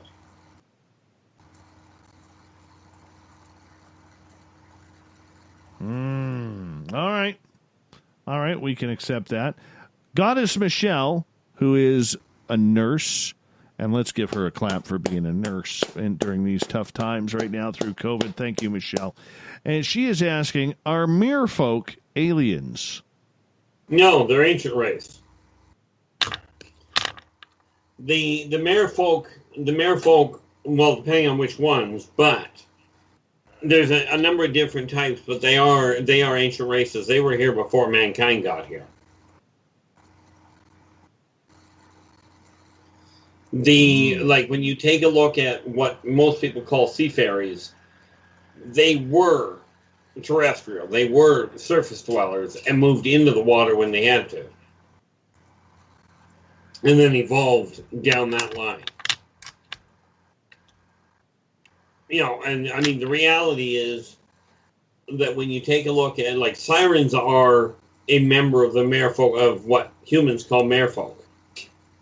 They are very real. They do tend to swim amongst Duggans and manatee, which is one of the reasons why the ancient sailors used to see or used to think that the manatee were mermaids. Because mermaids are very real. But they're an ancient race, as in they evolved on Earth. All right. Greco on Twitter is asking, are there any aliens that can open up wormholes with their minds? Yep. How was that for a short answer? The Udina could if they wanted to. I think Richie you can, want to get too. past one, thinking of being a hybrid. They're likely to just on principle. But let's be clear. They open, as he asked, wormholes. They do not open black holes. Nor are they interested in opening black holes. Makes so sense. they open them up. Do they go through them or just look through them? No, wormhole technology is actually one of the methods of interstellar travel. Right. The Srozasians use wormhole technology along with their OTE drive in order to get to their homeworld. Like Stargate? Not exactly. There's a difference between a Stargate and a wormhole. Oh. A Stargate, although it looks similar the way that they depict it on TV, a Stargate is what you would call a teleporter. It's a literal technical machine designed for matter relocation. Wormhole technology is literally traveling through a wormhole, kind of, if you will, kind of like a bobsled run. They're a riot to go through. You know, picture, if you will, going through a bobsled run where you're looking at kaleidoscopic glasses on the way down. It's a head rush. Yeah, but it's not twisting and turning, is it? Yeah. Why? That's what they do in the movies. Don't say that. Just they get there in an instant. That's okay, it. we can say it that way. I hate to pop your bubble, but it's wrong. Is it? It All does right. twist and turn. Why?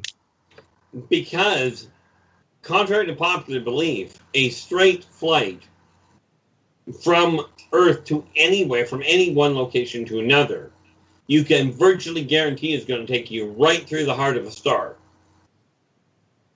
And you have two major problems there. One, it'll kill you as the traveler. Two, it'll blow the star apart. In both cases, we were dealing with a really bad side effect. But if they could build that technology, they would make it so you wouldn't do that. Yeah, and that is a wonderful thought. They can travel, like their communication lines do travel straight line and do manifest where they need to. Problem is, you're talking about way more variables than what you're thinking. See, if you think in terms of just the physical, then you're doing fine. But you got to remember, every physical object has the physical, the mental aspect, the energetic aspect, the liquid aspect. It's all got different vibratory rates, as well as the optical inference, which also modifies the whole thing, and it's all got to be taken into consideration. In the movie Pocahontas, there's a song that was played that is called Paint with All the Colors of the Wind. It's all too accurate. Every single cell has to be, put together again. Bingo. Now, mankind never understood. When Einstein handed out the theory of relativity, Einstein gave up telling people what it was. But the formula that Einstein gave for the theory of relativity is not, the one that you're taught today is not the actual theory of relativity. It was a mathematical configuration that worked, but had nothing to do with the theory of relativity. And mankind couldn't wrap their brain around that one. So trying to explain to them the extreme calculations necessary for wormhole maneuvering was just completely out of the equation. All right. Another question from Joe. What is the mechanism that you use, Keith, to get taken physically? Well, it's not like I asked for it. Therefore, more often than not, it is simply a matter of relocation on their part, what you would call a transporter. Transporter, teleporter, I mean, for me, it's kind of trippy, but I'm used to it.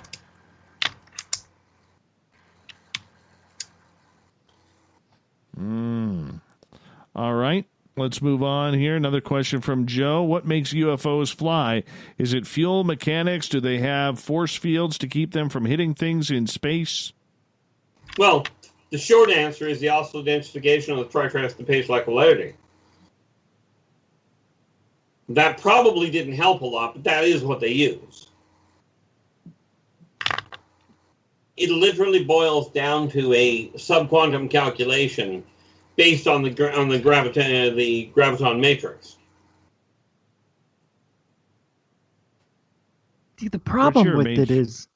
Oh, go ahead. I was just going to say, you're a Toyota Matrix kind of guy.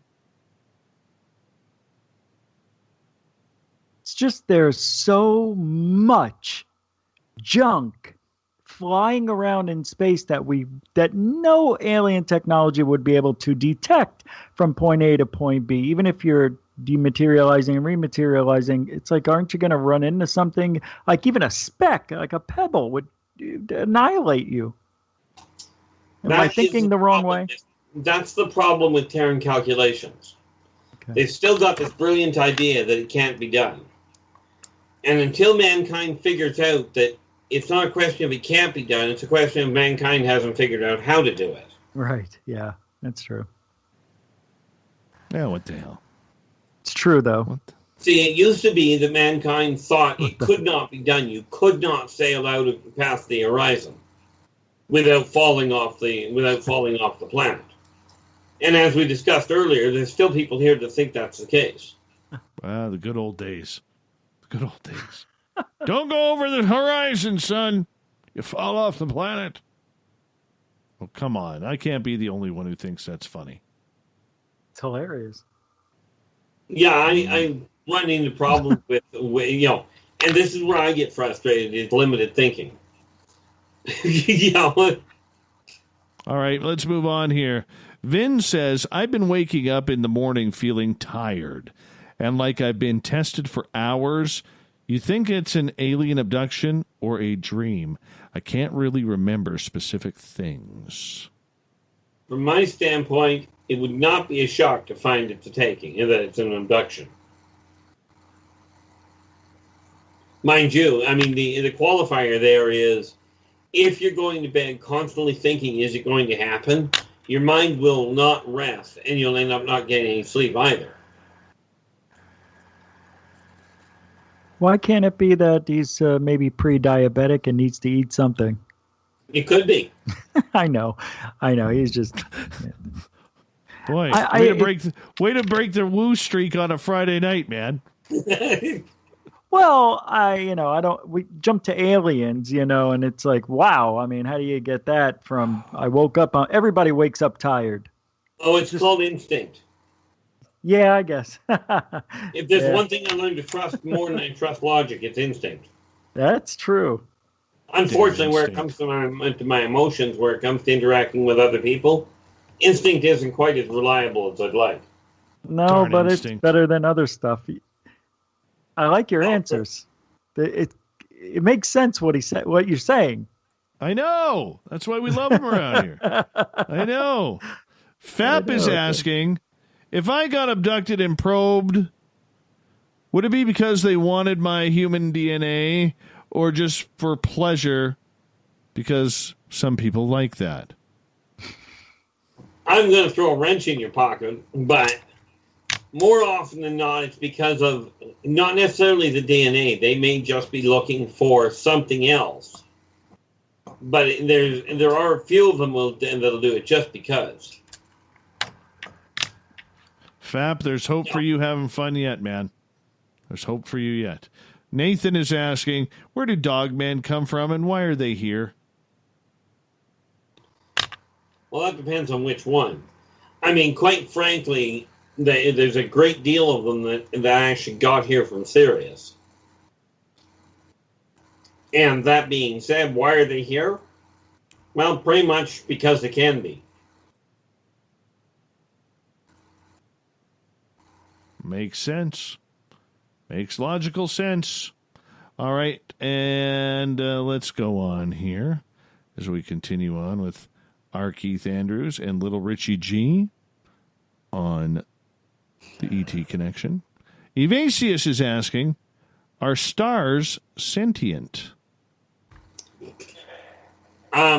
Yeah. Stars are simply and that's one of the things I got to go and deal with them. Stars are a similar race to the Caboran. because the Kaboran use the heat from the stars and the optics and what have you in order for them to breathe. But in all fairness, I haven't gone and talked to the stars yet to really get a handle on it. Primarily because, well, they're on the list of ones I've got to deal with. This is why Volume 2 keeps getting more and more races added to it. Do you know what the... Go ahead, Rich. I'm sorry, I had no idea you were going to speak. No, that's okay. You go right ahead. You can have a turn. But thank you, because you said earlier I could interrupt you. I wanted to ask, do you know what the scar on Mars is caused, or was caused from, or how that was created? I can't speak. Plasma. In all fairness, my problem with answering that question is simply I haven't taken a look at the photographs that I'm dealing with. That being said, I can tell you that the Martokians used to live on the surface. They moved underground after a massive conflict there that dang near wiped their race out. So I'd be inclined to say it was likely an impact point. But that's based on it simply being classified as a scar by you. I haven't actually looked at a picture of it. Okay. All right. Fitness Girl is asking, Keith, do you have information you have been told but you're not allowed to share with the people on Earth? I've got a staggering amount of information I've been told that I haven't relayed, but in all fairness, the only thing that I do not disclose is locations of bases underground and stuff that the government has very clearly the Terran government has gone to clear efforts to stay out of. Like, I'm just not interested in the conflicts that can come out of it. But as far as the races go, like as far as off-world and, for that matter, ancient races, the only thing I have been told point blank, do not spread around, is access points. And the reason for that is very simple.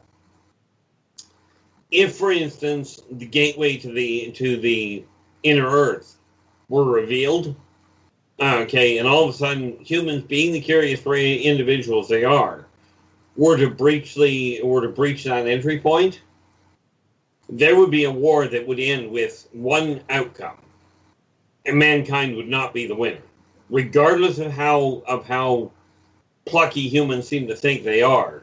They do not have the capability of stopping a fireball caused by muttering a few words and pointing a finger. Mankind has no defense against this. They have no defense against Karen?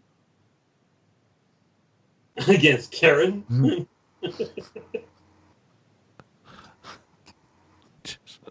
I don't know. Anyways, Rich, I thought you would laugh at that. I really did.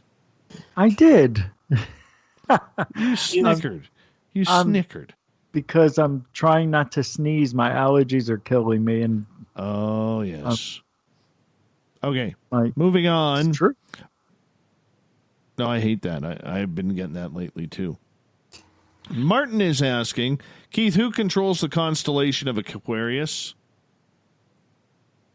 Would you believe me if I said nobody?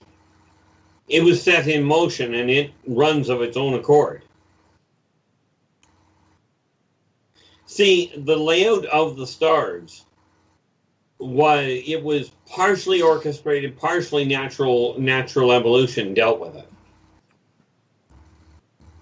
It's kind of like you can set a boat afloat on the ocean, but the ocean will shove the boat places if you're not paying attention.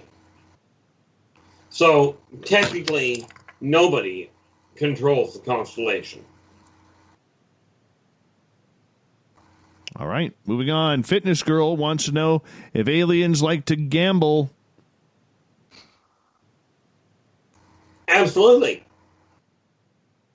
Problem is, their gambling, from human standpoint, is more often than not what you would likely call fatal. See, humans call it gambling when you're playing with dice and slot machines and what have you. Right, except for some of the more adventurous ones that try doing things like base jumping. Right. Of course, the aliens going base jumping will do that without the parachute. You know, the gamble being, will you live through the impact? It's like listening to one of Rich's shows. I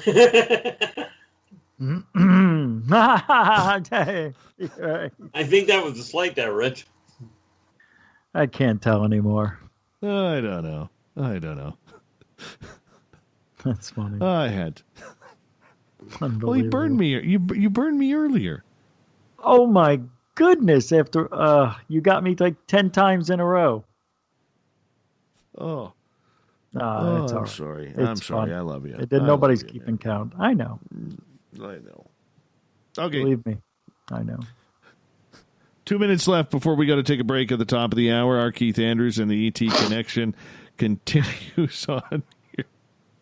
Oh, I think I've lost control here. Joe is asking, now that Rich has a drone, is he more likely to be visited or taken? No. How's that for a subtle answer? Oh, Keith, give Rich some hope with some aliens here, man. Like, what do we got to do? Put out a classified ad? Do they have aliens list up there that we could put a profile up for Rich? Plentyofhumans.com? 7.5 billion people on this planet, right? I understand that, but I care about one here. Yeah. And also, I've been trying to reach out for 16 years. So Yeah, where do I get the reward? You're due. You are due. Well, here's the problem. You call 16 years a long time. There are a few races on this planet, the planet itself being one of them. But I know of one nice little race, Laborians, who only live 35 years. Of course, the problem with that is for them, one day is as long as 1,000 years on Earth. So for them, this 16 years you're dealing with is absolute pocket change. Yeah, Not I know. even, but don't I you get consider credit? it a long time, and they really don't. Come on, he needs some aliens, Keith. Put in a good word for him. That's what he's asking here. Yeah, can't they tell all the other 8 billion people aren't sending up signals from their mind every day? I mean, can't they tell? This guy keeps coming over from Phoenix. Look, there it is again. It's like There's fast the G. radio burst. Right there. Well, it's the G, man. Right. See, this is where I kind of look at it and go, do you want me to be honest with you, or would you like me to lie and make it sound really good? I want the lie like everybody else. I think Rich is pretty much due for the lie now. He'll take the lie, All right. Yeah. Hold on, guys. Hold on. on. Keith, hold on right there because we're going to go to break here at the top of the hour. Our Keith Andrews and the ET Connection. We have him for another 30 minutes here on Spaced Out Radio along with special guest Little Richie G from Goof On Radio. We love these two around here. We're having a lot of fun tonight. I hope you are too. And we're going to continue that fun in hour 3 of Spaced Out Radio.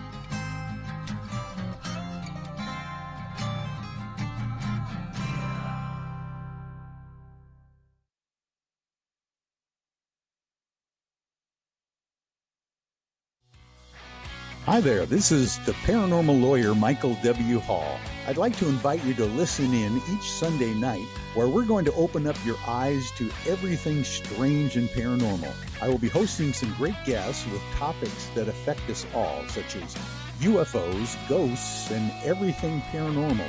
Let's learn together on Spaced Out Radio Sunday with myself, Michael W. Hall, the paranormal lawyer at spacedoutradio.com.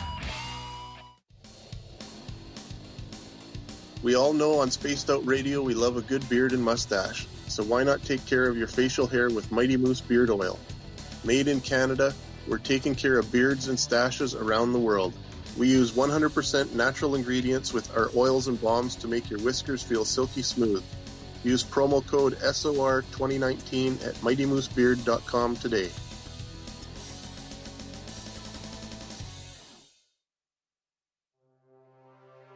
We are scouring the world for the most intriguing stories of your day. Take the time to read up on the SOR Newswire, where our team, led by Captain Shirk, will deliver to you some of the best paranormal and supernatural news, along with some stories that will blow your mind from the weird to the wacky. It's the news outside the news that piques interest, and that's what we're looking to deliver to you.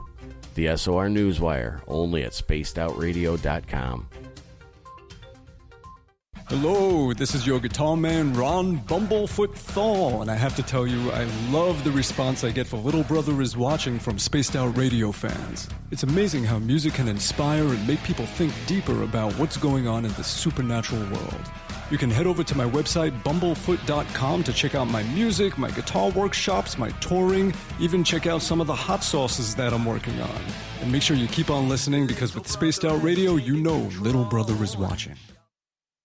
Hey, space travelers, this is John Resig, founder of the Chive and Chive Charities. If you know anything about our website, you know we like to do things a little differently. We're not some faceless organization collecting money for a nebulous cause. Our donor dollars go directly toward life-improving items. Then we give those items directly to an underdog who needs it most. To become a donor with Spaced Out Radio's official charity, Chive Charities, just go to chivecharities.org/donate. The party is always on at the Moose Vancouver. The Moose Vancouver is where you want to be when visiting Canada's West Coast. Open until 2 a.m. nightly, the Moose cranks up the rock while serving some of the best rated food in the city. The menu starts at $6.95. Why party anywhere else in Vancouver when the Moose is right there? Get your horns up and rock with the Moose, the official party bar of Spaced Out Radio. We're adding to the entertainment online for Spaced Out Radio. I'm Amber Beckrud, and I want to invite you to subscribe to our YouTube channel and check out Cryptid Tales, where I will take you on a journey into some of the strangest legends and lore from around the world, relaying the stories to you of the strange creatures and experiences that people have had throughout time. You can find Cryptid Tales at youtube.com/Spaced Out Radio, and while you're there, don't forget to check out our free archives and leave a comment. See you there. For the price of 1 cup of coffee a month, you can become an SOR Space Traveler. The Space Travelers Club is a place where you can interact with other listeners, either live during the show or on our great forum. We want your stories, pictures, comments, and ideas. You'll get live video streams, exclusive content, and be a part of our newsletter. Stay in touch with everything SOR. The Space Travelers Club is just $5 a month at spacedoutradio.com.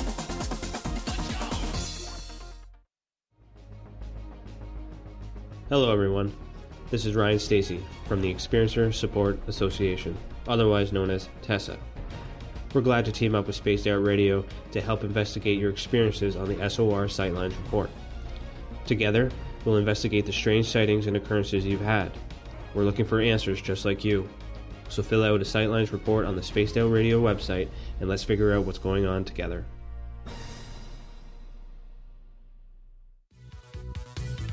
Hello, space travelers. It's me again, Carl.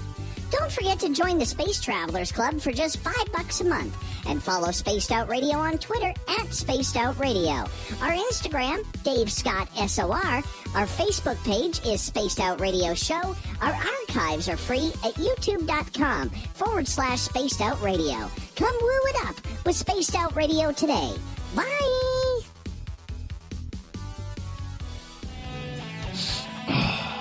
I'm feeling a little spicy tonight. What to do? What to do? Why not get Bumblefuck? 4 million Scoville units of pure hard rock. Bumblefoot hot sauces come in 3 flavors. The burning Bumble. Tone it down a bit with Bumblicious and throw the sauce on everything. Spice it up. Bumble me, baby. Bumblefoot hot sauce. Get it today at kajans.com. Looking for creative ways to get your company out in the public? How about advertising on Spaced Out Radio? Our sales department is waiting to hear from you, and we can work around any budget. From commercial spots to banners to special promotions, there are many opportunities to get your name and product out to our SOR listeners. For a price guide and more information, please contact us at sales@spacedoutradio.com.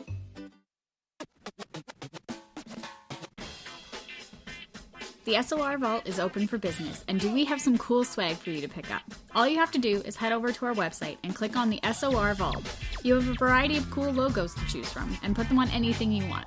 T-shirts, hoodies, hats, coffee mugs, you name it, we can get it to you. So do your shopping by supporting the store you love. Get your Spaced Out Radio swag at the SOR Vault today.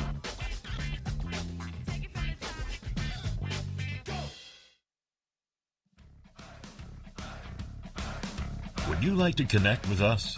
Head to spacedoutradio.com for all your latest show info. Now, back to Dave Scott and SOR.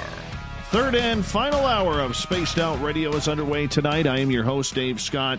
Thank you so much for joining us. We really do appreciate your time. We welcome back everyone listening in on our terrestrial affiliates across North America and on the digital side on TalkStream Live and Revolution Radio. All of our archives are free at youtube.com/Spaced Out Radio. Just do me the favor, hit that subscribe button. The Desert Clam has set the password for tonight in the SOR Space Travelers Club. Comitatus. Comitatus is your password. Use it wisely, Space Travelers, as the Clam says the password each and every night right here on Spaced Out Radio. Our website is spacedoutradio.com, where we have a plethora of features for you, including rocking out to Bumblefoot and reading up on Captain Shirk's SOR Newswire. Follow us on Instagram at Spaced Out Radio Show and on Twitter at Spaced Out Radio. For the final time tonight, we introduce our Keith Andrews and the ET Connection. Keith comes in near the beginning of each month, hang out, talk some aliens and extraterrestrials and all things in between. Joining us as a special guest from Goof On Radio, Rich Giordano. And you know we love little Richie G around here. Gentlemen, thank you so much for hanging on out with us tonight. Glad to be here. Thank you. Well, thanks for having me. Rock me, Comitatus. Excellent. Actually, I just got that. Good job, Rich. Not Good bad. job on that one. That wasn't bad at all. Not bad at all. You're quick-witted. Quick-witted. By the way, if any of our listeners haven't subscribed to Goof On Radio Stream yet on YouTube, do so. It's great. It's great entertainment 5 days a week. Sometimes 7. Sometimes 6. Do it. Goof On Radio Stream. Frabsap is asking, Keith, what extraterrestrial race has the most technologically advanced handheld energy pistols? Well, that's an excellent question. I love it. The most advanced, I'm not entirely certain what the qualifier would be, but we do know Zerons are extremely adept at it. Now, of course, you know, if I want to look at it on the easy access, the consortium itself have some of the best vehicle mounted. Not the handheld, but you know, when you start looking at sonic impact drivers, you know, I mean, mankind is very limited on its methods. So I'm not entirely certain how I would calculate which one was the most advanced. You know, when we've got weapons that will incinerate somebody on the spot. There's one out that I know of that's it's a brilliant weapon, but it's nasty as all get out. It's literally a coagulator. Sonic burst hits and it literally solidifies every drop of blood in the body. Don't we have that now in testing or something? Humans have lasers in testing. Technically, humans have a coagulator in testing, but they're not using it for a weapon. Okay. Which is amazing in and of itself. See, if mankind were to spend more time trying to actually get along with each other and work together, they can make much better advancements. Because, you know, it's so much easier to do technological research when you're not ducking and trying to avoid getting shot. Right. Yeah, that happens. That happens. It just, you know, happens. Little bit of aliens. Little bit of aliens. Survival of the fittest, right? Exactly. The one thing that I have found from the off-worlders that are military-based is mankind's predilection for the rules of war. They find, quite literally, the military-based off-worlders look at that going, if you're going to have a war, why would you have rules? It's not like anybody's going to follow them anyway.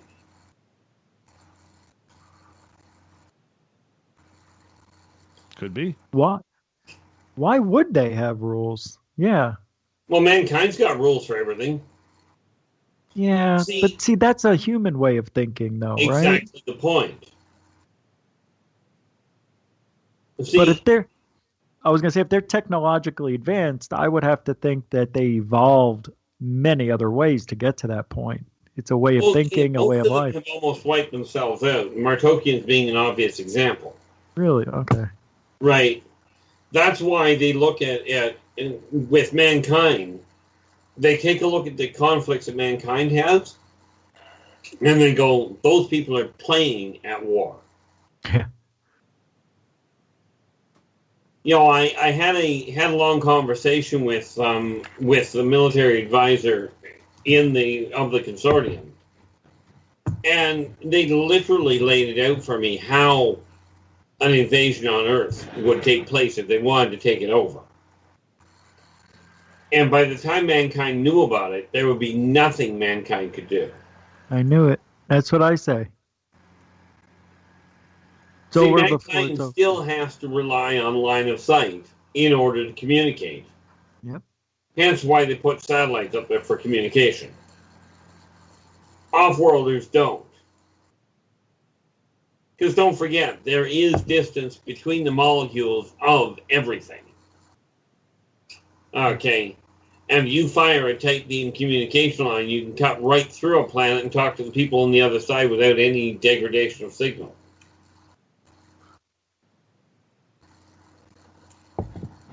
All right, let's move on here. Paradoxine is asking, do the Greys ever apologize for inflicting damage?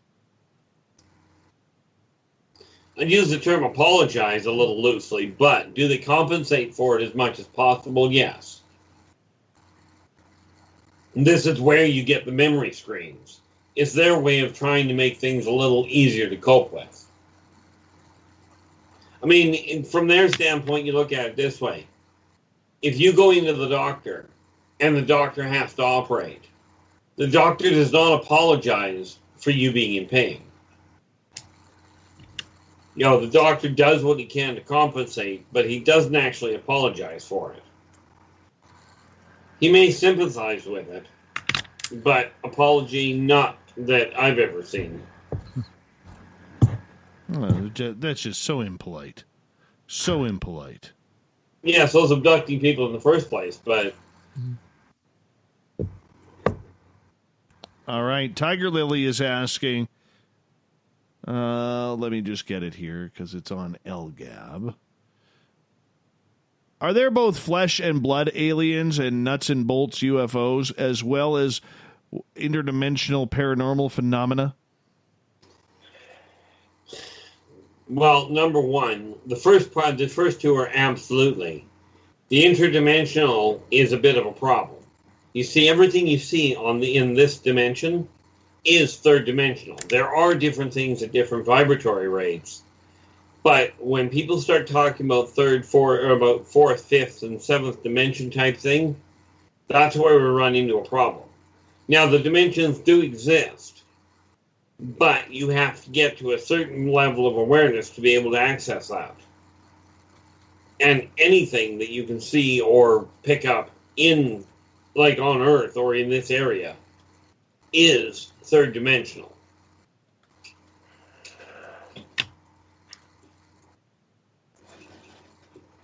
I think that's the easiest way to put it. All right, next question from Sandra. If you dream of jumping off a UFO, did it happen? Not necessarily. We got to remember, the mind will do things as stress relief, as occupying just to get your brain to slow down or to quit worrying about something. The brain is built to instinctively distract people from what they're going through. So many times you'll find that dreams are just that. They're a distraction. They are a coping mechanism, not necessarily an abduction. Let me ask you something. Why do they have to keep abducting us? Why don't they just make a human farm? Well, because human farms don't live in human society. Okay, ask any zoologist, why do they keep abducting the same tiger? Because of environmental modifications and age differentiation, as well as tracking migratory patterns. If you want to study ants, you don't make an ant farm. You go out on the field and watch what ants are doing. I mean, they've been watching us forever. I mean, really? What are they taking us for then? Well, think of it this way. Mankind, the humans of the 16th century were different than humans of the 21st century. Yeah, but it didn't happen in one day. It's a gradual change. So absolutely correct.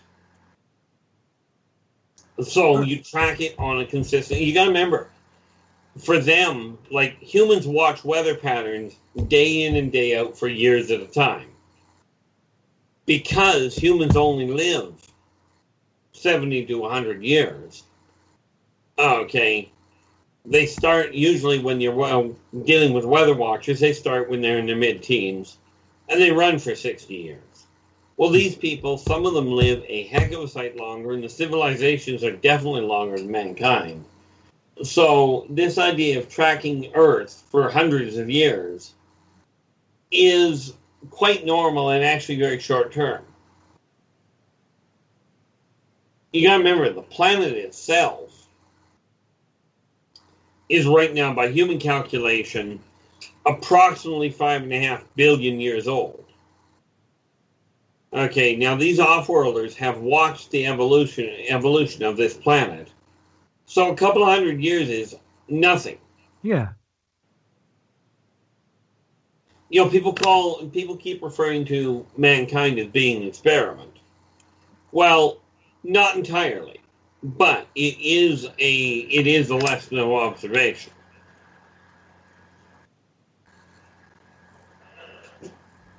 All right, let's move on here. Frapp is asking, Keith, do you know the difference between Shaver's Diros and Teros that was in the Shaver mystery? Well, the answer would be definitively no, because I have never even heard of and or looked into what the Shaver mystery was. All right, good enough. Moving on. Pyridoxine is asking, have you ever heard of the Greys being seen as staticky and flickering as they are orange and in between layers? In a manner of speaking, yes. If the technology is failing, which sometimes it does, the fact that they are seen as orange, there are some Greys that are orange. That I know of, there's 15 different nationalities of Greys. Which boils down to the same people, just different colors. Slight skeletal modifications, but it's based on environmental evolution.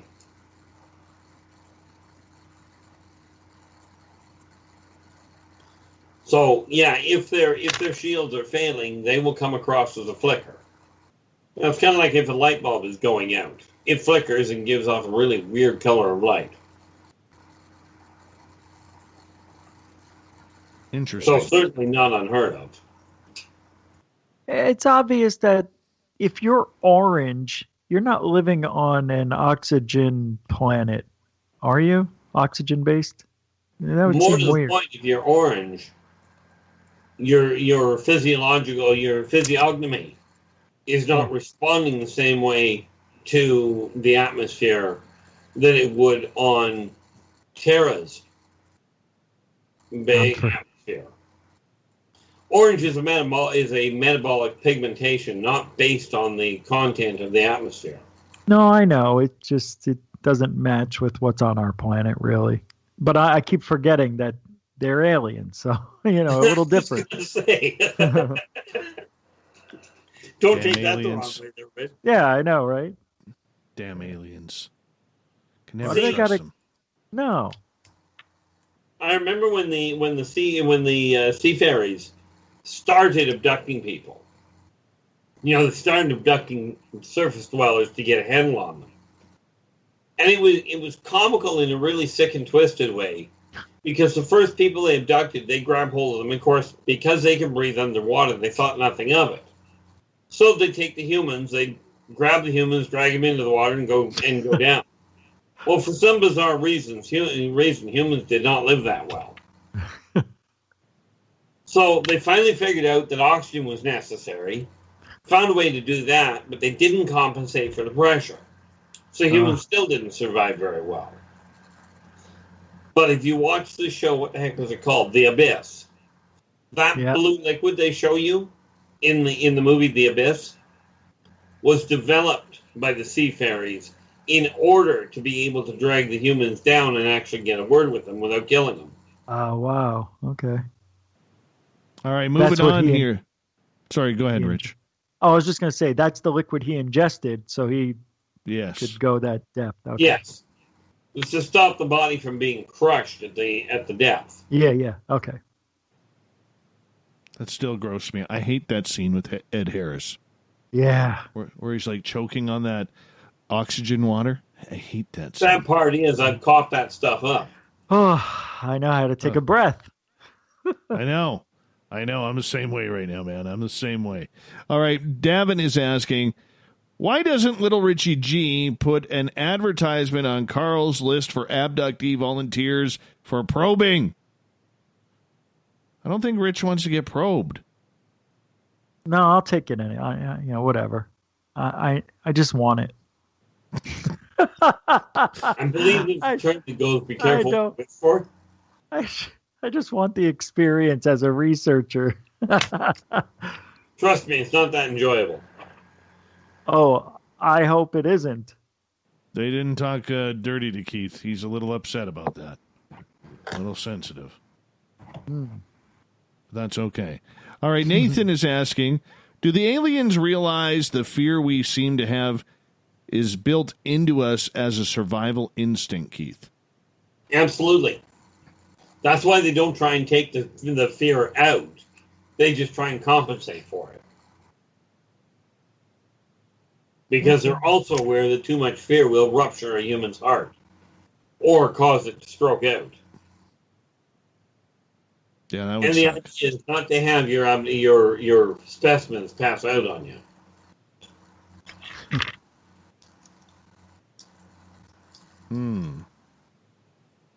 So Fitness are there Girl different? Son of a... we did it again. Go ahead, Rich. Yeah, you're too kind. All right.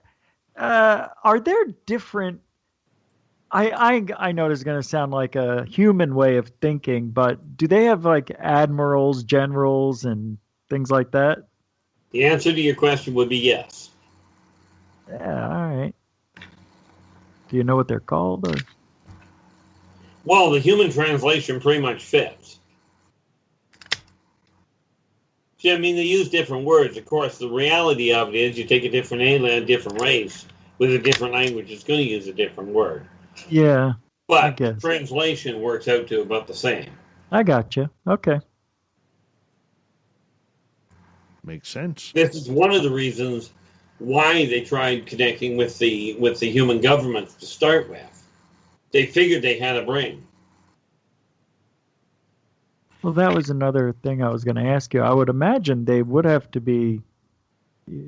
a government, take care of the masses, I would assume. AKA the Galactic Consortium. Okay. Oh, okay. Yeah. How long's that been around? Do you know? Well, considering it was around way before Earth was built, and Earth was built by roughly 5.5 billion years ago, it's been here for a while. All right. Yeah. Okay. All right. I'm sneaking in here. Fitness Girl is asking, are there any races banned from visiting Earth? There have been a few that have been summarily banned. Only usually when you get... There's been races that have actually been terminated, as in thrown out of the consortium altogether, because they wouldn't listen to the rules. Now understand, when a member race breaks consortium law.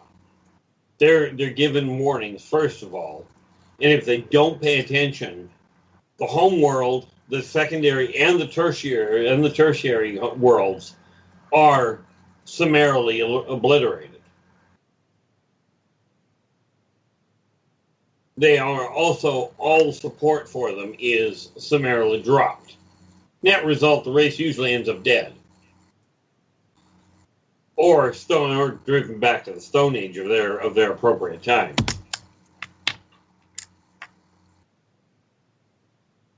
All right. Let's see what else we got here. As time is winding down, we only got 3 minutes left with R. Keith Andrews and Little Richie G on the ET Connection. And let's see here. Where is our next question coming from? Oh, let's see here. Shanna is asking, which race is most likely to let me pilot a flying saucer? That is an excellent question. The consortium would have to, in order for them to do that, first of all, the consortium would have to authorize it. That being said, I would be inclined to say either the Greys or the Mobians would be your most likely. The Greys, the Mobians, or the Martokians. But they have to get clearance from the consortium first.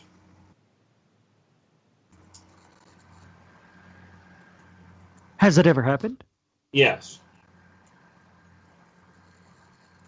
You were waiting for me to ask that. I totally was. I totally was. Oh, thank you, Richie G, for reading my mind there. Saucers is driven by mental overlay. In other words, they are driven by thought. So and by electric influx. What Betty and Barney Hill saw, who were they? My understanding, having talked to their niece, is they were dealing with Greys. Are Greys different than Palladians? Absolutely. Okay. Palladians are humanoid, roughly 6 feet tall, average adult height, but they have translucent blue skin and are completely bald. Oh, wow. You'll never see one on Earth. You'll see hybrids, but you'll never see a purebred. Oh. All right, guys. We got one question left. This one comes from Greco. It's got about 30 seconds left. Why is it that the aliens can abduct us without getting in any trouble, but the second I abduct one of them, probe them, I get thrown in jail? You sicko. Blame human law for that one. Yeah, yes. Go visit Greco's Greek restaurant in Toronto, because apparently the baklava is to die for. Gentlemen, I want to say thank you so much again for coming on Spaced Out Radio. Always a pleasure to have both of you here, our Keith Andrews and the ET Connection. Thank you, bud. Well, thank you very much for having me. No problem. That's what we do around here. And Little Richie G, thanks for hanging out with us, man.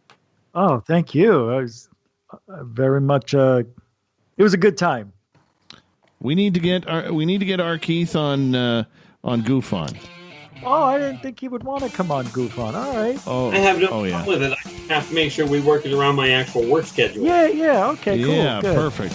Coming up next, we have the SOR Newswire and the Thought of the Dave on Spaced Out Radio. Stay tuned.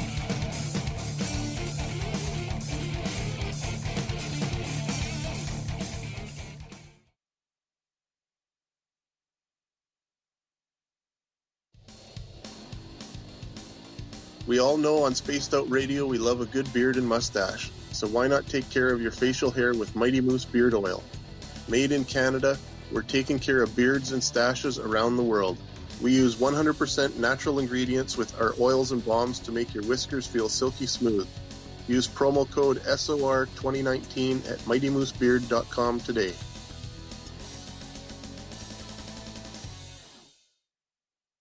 Hello, this is your guitar man, Ron Bumblefoot Thal, and I have to tell you, I love the response I get for Little Brother is Watching from Spaced Out Radio fans. It's amazing how music can inspire and make people think deeper about what's going on in the supernatural world.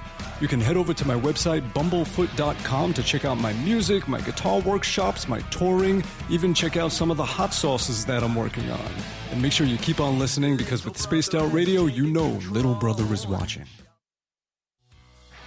Hi there, this is the paranormal lawyer Michael W. Hall. I'd like to invite you to listen in each Sunday night, where we're going to open up your eyes to everything strange and paranormal. I will be hosting some great guests with topics that affect us all, such as UFOs, ghosts, and everything paranormal.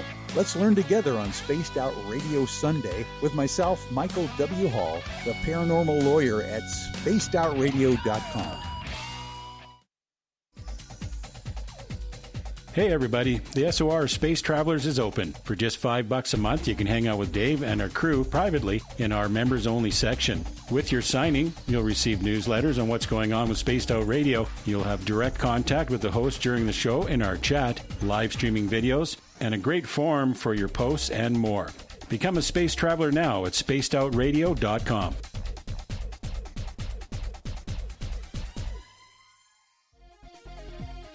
Hello, space travelers. It's me again, Carl. Don't forget to join the Space Travelers Club for just $5 a month, and follow Spaced Out Radio on Twitter at Spaced Out Radio. Our Instagram, Dave Scott SOR. Our Facebook page is Spaced Out Radio Show. Our archives are free at youtube.com/Spaced Out Radio. Come woo it up with Spaced Out Radio today. Bye!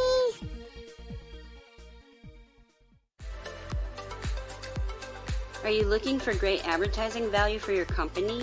Look no further than Spaced Out Radio. We have a multitude of places to get your name out there, including commercial ads during the show, special promotions, and banners on our website. Our audience is proven to support the companies that support our show. We can make your budget work for you. So for more information, please contact us at sales@spacedoutradio.com. Hey, Spaced Out Radio fans! It's John Resig, founder of the Chive and Chive Charities. Our goal is to make the life of veterans, first responders, and those with rare medical conditions 10% happier. We do this by donating one grant item, ranging from dance to therapy programs to prosthetic limbs, to those who need it most. To contribute to Spaced Out Radio's official charity, head over to chivecharities.org and become a donor today. If you like it hot, real hot, then heat up your meals with Bumblefoot hot sauce. Get your Bumblefoot hot sauce today. The sauce, Bumblicious, and the 4 million Scoville unit Bumble. We're going in hot, real hot, coming out even hotter. Keep the milk nearby and tantalize your taste buds tonight. Bumblefoot hot sauce, available now at kajans.com. You wanted new SOR gear, and now you can have it. The SOR Vault is fully stocked with t-shirts, hats, hoodies, mugs, and everything in between, with great logos for you to choose from. So head on over to spacedoutradio.com, click on the SOR Vault, and go shopping. Pricing is quite affordable, and you can look good representing your favorite show. So go to our website and pick up your new SOR wear at the SOR Vault today. At spacedoutradio.com, we are keeping you up to date on all the news with the SOR Newswire. Captain Shirk leads the team that is bringing you the news of the day and exclusive stories on everything paranormal and supernatural. It's free to read, it's updated daily, and it's right there for you. The SOR Newswire is a one-stop shop for the news of the day. Check it out at spacedoutradio.com today. Cold drinks, great food, and the best music in Vancouver. The Moose Vancouver is the place to be, open until 2 a.m. nightly. Everything on the menu starts at just $6.95. Who serves food that cheap anymore? At the Moose, you'll never know who you'll run into. Rock stars, actors, athletes. It's the place everyone wants to be. So join us at the Moose Vancouver, the official party bar of Spaced Out Radio.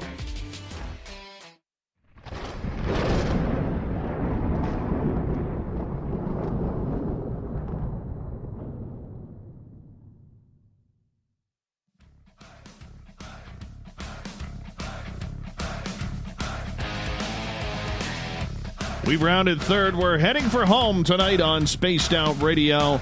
I am your host, Dave Scott, sitting in the captain's chair of SOR headquarters. Thank you so much for joining us. We really do appreciate it. I want to remind you that if you missed most of this show or others, do me a favor.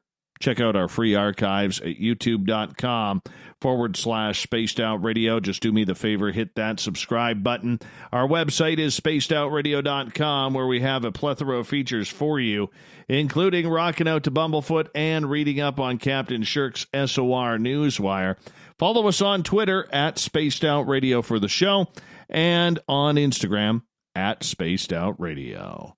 Speaking of the news, the Gavinator requests this tonight. Gavinator's our web guy.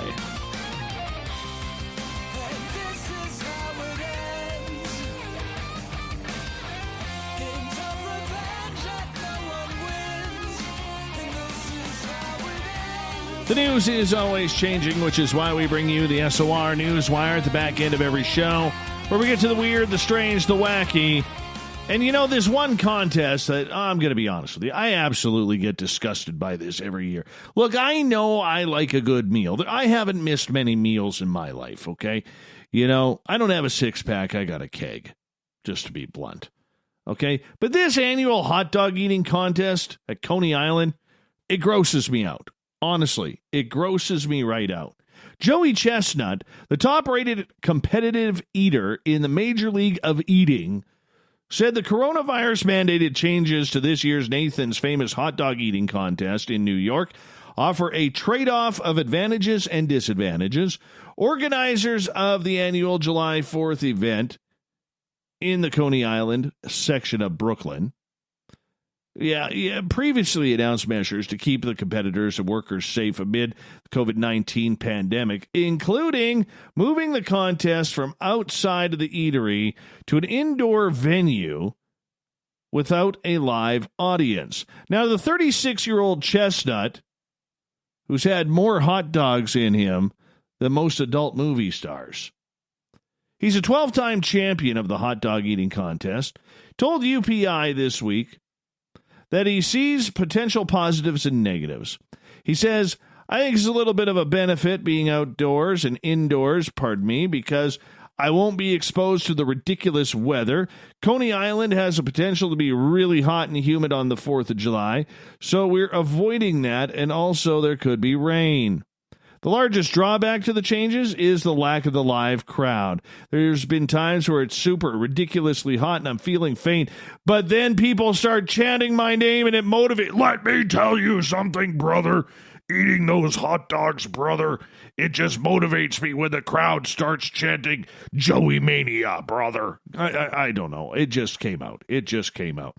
And you know what? It's a gross contest. It really is. I can't stand it. I can't stand it. Now, if it was for Taco Bell, and if you are listening, Taco Bell, we want you as a sponsor here. But if it was for Taco Bell, I'm in. I am in. I would gore that thing. But hot dogs? Oh, come on. You know, when you see them, dumping like 4 or 5 hot dogs into the water, to moisten the bun, to get it down. Oh, grotesque. So anyways, that hobby that's been picking up over the last couple of years where you throw that magnet into a river or a creek or a lake to see what you can pull up. Well, 2 boys in Finland were doing this, and they reeled in something entirely unexpected. A rusty old unexploded hand grenade. Lari Tamaviori and Viljami Utalainen, how do you like the pronunciation of those names, said that they were using their magnet fishing kit to search for metal objects in Lake Vesijärvi when they pulled up the grenade. Usually we get bottle caps and nails, then it came in. I didn't realize it right away that it was a hand grenade, one of the boys said. They carried the object, these dumb kids. They carried the object back to the shore with their hands, but quickly set it down and backed away when they started to suspect it was an explosive device. The boys brought Utalainen's mother, Marit, to come look at the mysterious item. It was an old-fashioned looking and pretty rusty. I said it could be a grenade. His aunt is a police officer, so I sent her a few pictures. We were given clear instructions to step away from it and wait for police to arrive.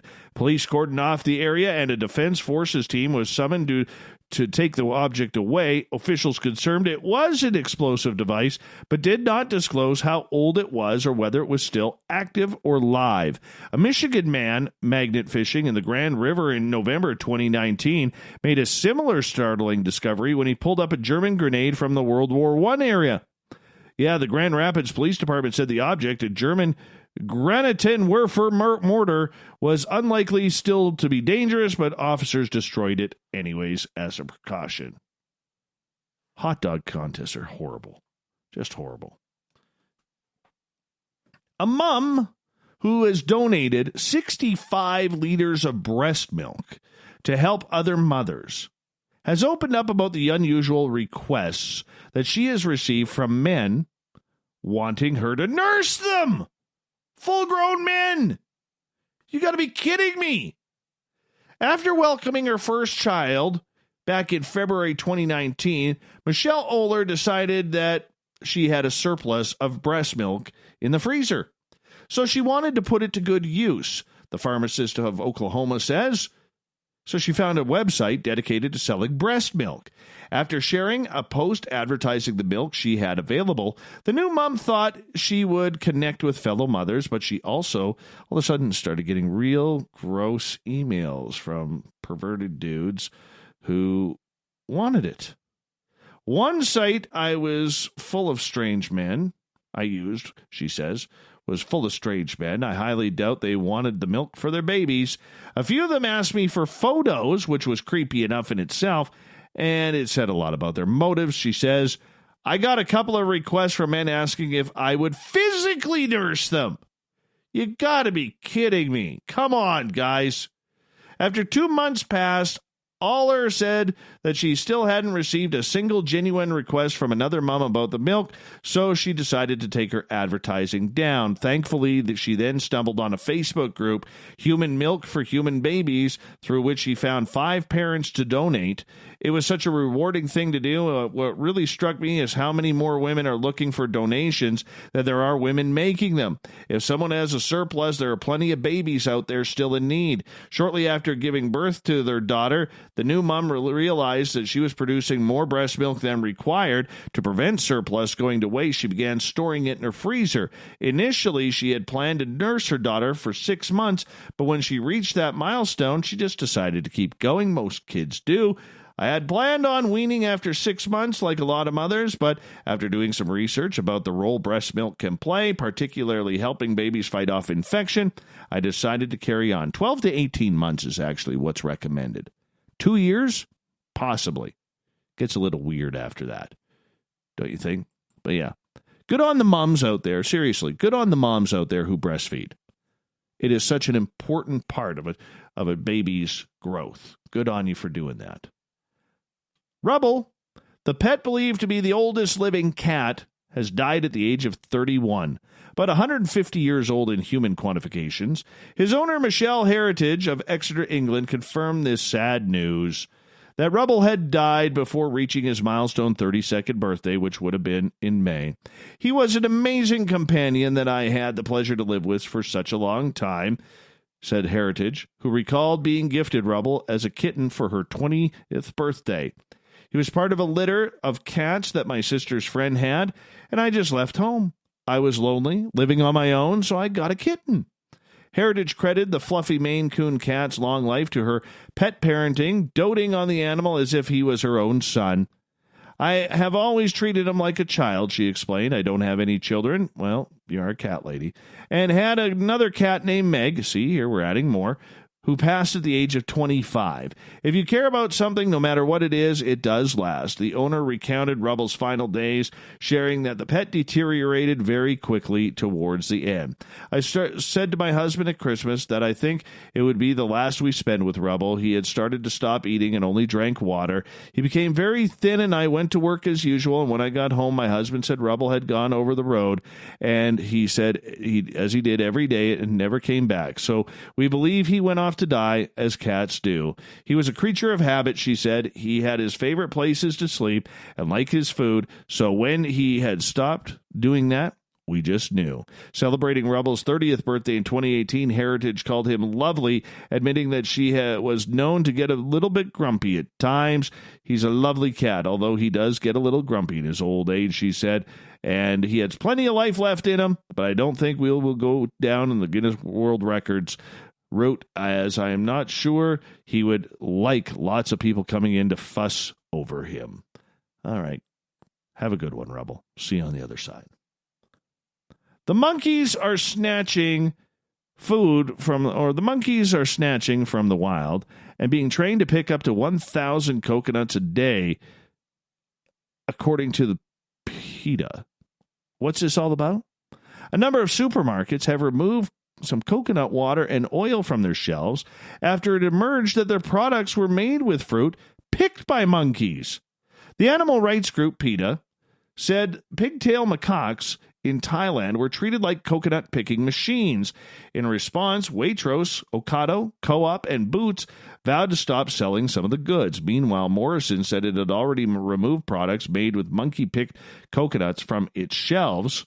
In a statement, Waitrose said, "As part of our animal welfare policy, we have committed to never knowingly sell products sourced from monkey labor." Co-op said, "As an ethical retailer, we do not permit the use of monkey labor to source ingredients for our products." In a tweet earlier, the Prime Minister's fiancée, Carrie Siemens, a conservationist, called on all supermarkets to boycott the products. Sainsbury's subsequently mentioned that we are actively reviewing our ranges and investigating this complex issue with our suppliers. Other companies said, "We expect our suppliers to uphold the highest production standards at all times, and we will not tolerate any forms of animal abuse in our supply chain." It pledged to remove certain brands from its shelves until it has investigated the allegations of cruelty. Ms. Simons later took to Twitter and urged Tesco to make similar pledges. Come on, at Tesco, over to you. Please stop selling these products too. And Tesco responded, of course, because it's peer pressure time. "Our own brand of coconut milk and coconut water does not use monkey labor in its product, and we don't sell any of the branded products identified by PETA. We don't tolerate these practices and would never remove any product from sale that is known to have used monkey labor during its production." You know, it's pretty sad because these monkeys actually, they're on chains that are around their neck. Like, a lot of people will be like, what's the big deal? What is the big deal? But these monkeys literally are forced to climb up chains. They're yanked down after the coconuts are fallen, or the bananas, or whatever it may be. In this case, coconuts. And yeah, they're not looking pretty good. They are not looking good whatsoever. So this is actually a pretty good thing. A municipal councillor in northern Spain has offered to resign after inadvertently broadcasting video of himself showering during an online council meeting that was being live streamed. Earlier this week, councillors gathered online to hash out some of the latest issues facing their municipality of some 52,000 people. Following the protocols put in place due to Corona, half a dozen councillors dialed into the video chat at 8 a.m, streaming it online for journalists and residents. As the meeting stretched past midday, Bernardo Bustillo, who works part-time with the municipality, began to fret that he wouldn't have time to shower and shuttle his daughter to her commitments before heading to his other job as a swim instructor. So, what did he do? Came up with what seemed to be the perfect solution to multitasking: hauling in the computer into the bathroom and minimizing the chat screen so he could listen in on the meeting as he showered. But, you know, like a 2020 specific anxiety dream, as his colleagues considered plans to clean up a local river, an image of him showering appeared on the bottom left screen, much of it blurred by a pane of frosted glass. The sound of running water drowned out the constant ringing of his mobile phone as frantic colleagues tried to warn him that the camera was still rolling.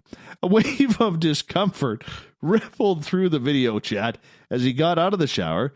"Say something to Bernie! Say something to him quickly," one colleague could be heard saying. Another asked, "We cannot disconnect him or do something?" The mayor swiftly took control, bringing an end to the meeting. As the video of the incident made the rounds online, Bastillo took to social media saying that he was at a complete peace with what had transpired. Of course, how else could he be? He stressed that he had been an innocent accident and a failure of technological know-how rather than anything nefarious. He's far from the only cautionary tale of the perils of remote working. Last month, Irish MEP Luke Ming Flanagan beamed out images of himself without trousers on the European Parliament's official live broadcast after positioning his iPad in a portrait mode rather than landscape after he hastily throwing on a shirt on after a run. Anyways, Bastillo chalked up the incident to being pandemic-era struggle, balancing remote work with parenting. Oh, we've all been there. We've all been there. What the heck, right? Let's see. What else we got here? Well, let's just get to the thought of the day, shall we? It's that time anyways. You ready, Marty? Are you ready, Marty? Hey, really cool news. We passed 7,000 followers on Twitter. Thought of the Dave happens every night at this time where we ask a question on our Facebook and Twitter pages and read your responses on the air because we love the audience participation around here. Today's Thought of the Dave is as follows. If you were taken up on a UFO, what are 3 things you'd want to take with you? Oh, we got some great responses today. Marty, our favorite veteran. Actually, every veteran we have listening is our favorite. So we'll always say that. Our favorite veteran. A smartphone with a really good camera, a bag of snacks, and my Team Stump membership card. Perfect. Shanna, notebook, pen, snacks, drinks, and knowledgeable people around me. Nathan, the best camera I could get, a towel, pen and paper.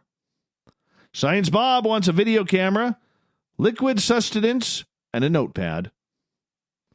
Joe, my mail-in voter's ballot. R. Keith Andrews, need a knowledgeable guide, and a big supply of ramen noodles. Alcatraz Juan, a toothbrush, a map to the homes of female celebrities, and a plug inserted where X marks the spot. Oral hygiene is important for the toothbrush. The map is in case they want to breed with us and I get to pick which human to breed with. The plug is just in case they decide to go for a probing and I don't want it. John, GoPro, battery, and batteries. Graham, Dave, my good friend, I want to ship the suit and a map. Simbad, a gun, a needle, and thread. No way they digging around in me. I'll beat them to it and sew myself up. Jules, my pets, a lot of smokables, and a change of underwear. Sean Cahill, television star, great beard. My free will, my memory, and a guaranteed return ticket. Secret Machines, a left foot shoe so that I was not the only soul on board. A car door, so if it was hot and stuffy, I could let the window down and keep cool. Finally, of course, a rudimentary lathe in case they needed me to make something for them. Twin brew, beer, brats, and more beer. Lisa, my husband, my daughter, and my dog. Zignal wants 3 towels.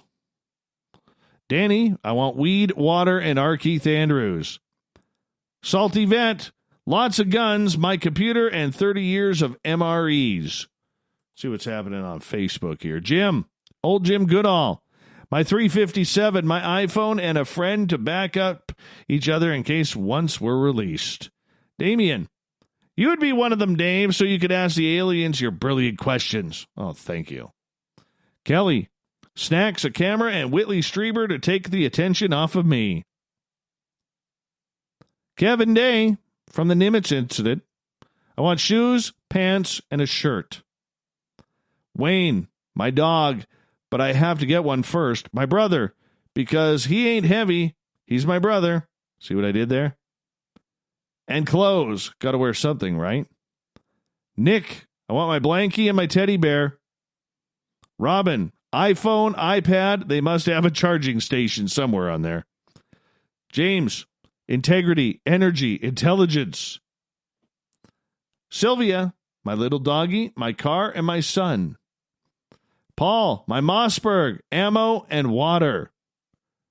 Christine, camera. Gabe, I want Carl there, alien pizza, and a device that lets me get a free ride on a UFO anytime. Mark, I want lube, my AK-47, and a video to document what I'm about to do. Rick, a camera, a snack, and Rich Giordano just to make a buddy's dream come true. Barry, peach-flavored iced tea, pills to prevent nausea and dizziness, and some snacks. No, wait, a smartphone with high-pixel camera for recording videos. Brian Bowden, 3 things I want, a case of smokes, the crypto guru, and Dave Scott. I'm there, Brian. So there. Nikki, R. Keith Andrews as a translator, my son, and all the music of Earth, past, present, and future. James, phone, wallet, keys. See Adam Sandler's song. All right. Michelle, Geiger counter, camera, and tape recorder. Ryan Burns gets the final word, former guest. He says, I want a sandwich, cup of coffee, and Jacques Vallée. Thanks to everybody participating in the Thought of the Day. We'll do it all again next time. Thank you to Captain Shirk for the SOR Newswire, and to Little Richie G joining our Keith Andrews on the ET Connection. We got Mr. Ron Bumblefoot Thaw rocking in the background with Little Brother Is Watching. Bumblefoot is the official music of Spaced Out Radio, rocking us in and out of every single show. Get your horns up for the guitar god himself. Special thanks to everybody listening in at home, in your cars, at work, wherever you may be. Thanks to everybody in our chat rooms on Spreaker, YouTube, LGAB, Revolution Radio, Facebook, the SOR Space Travelers Club, and our website. And to all the snarkers and snarkettes playing bingo at hashtag Spaced Out Radio tonight. Remember, this show is copyright by Spaced Out Radio and SOR Media Ventures Limited. Thank you so much for choosing your evening with us, because together, my friends,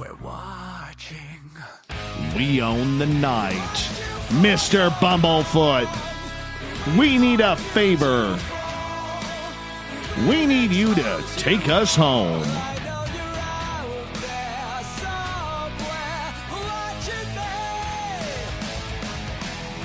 Remember, everybody, the Woo train may have docked for the night, but tomorrow we shall ride again.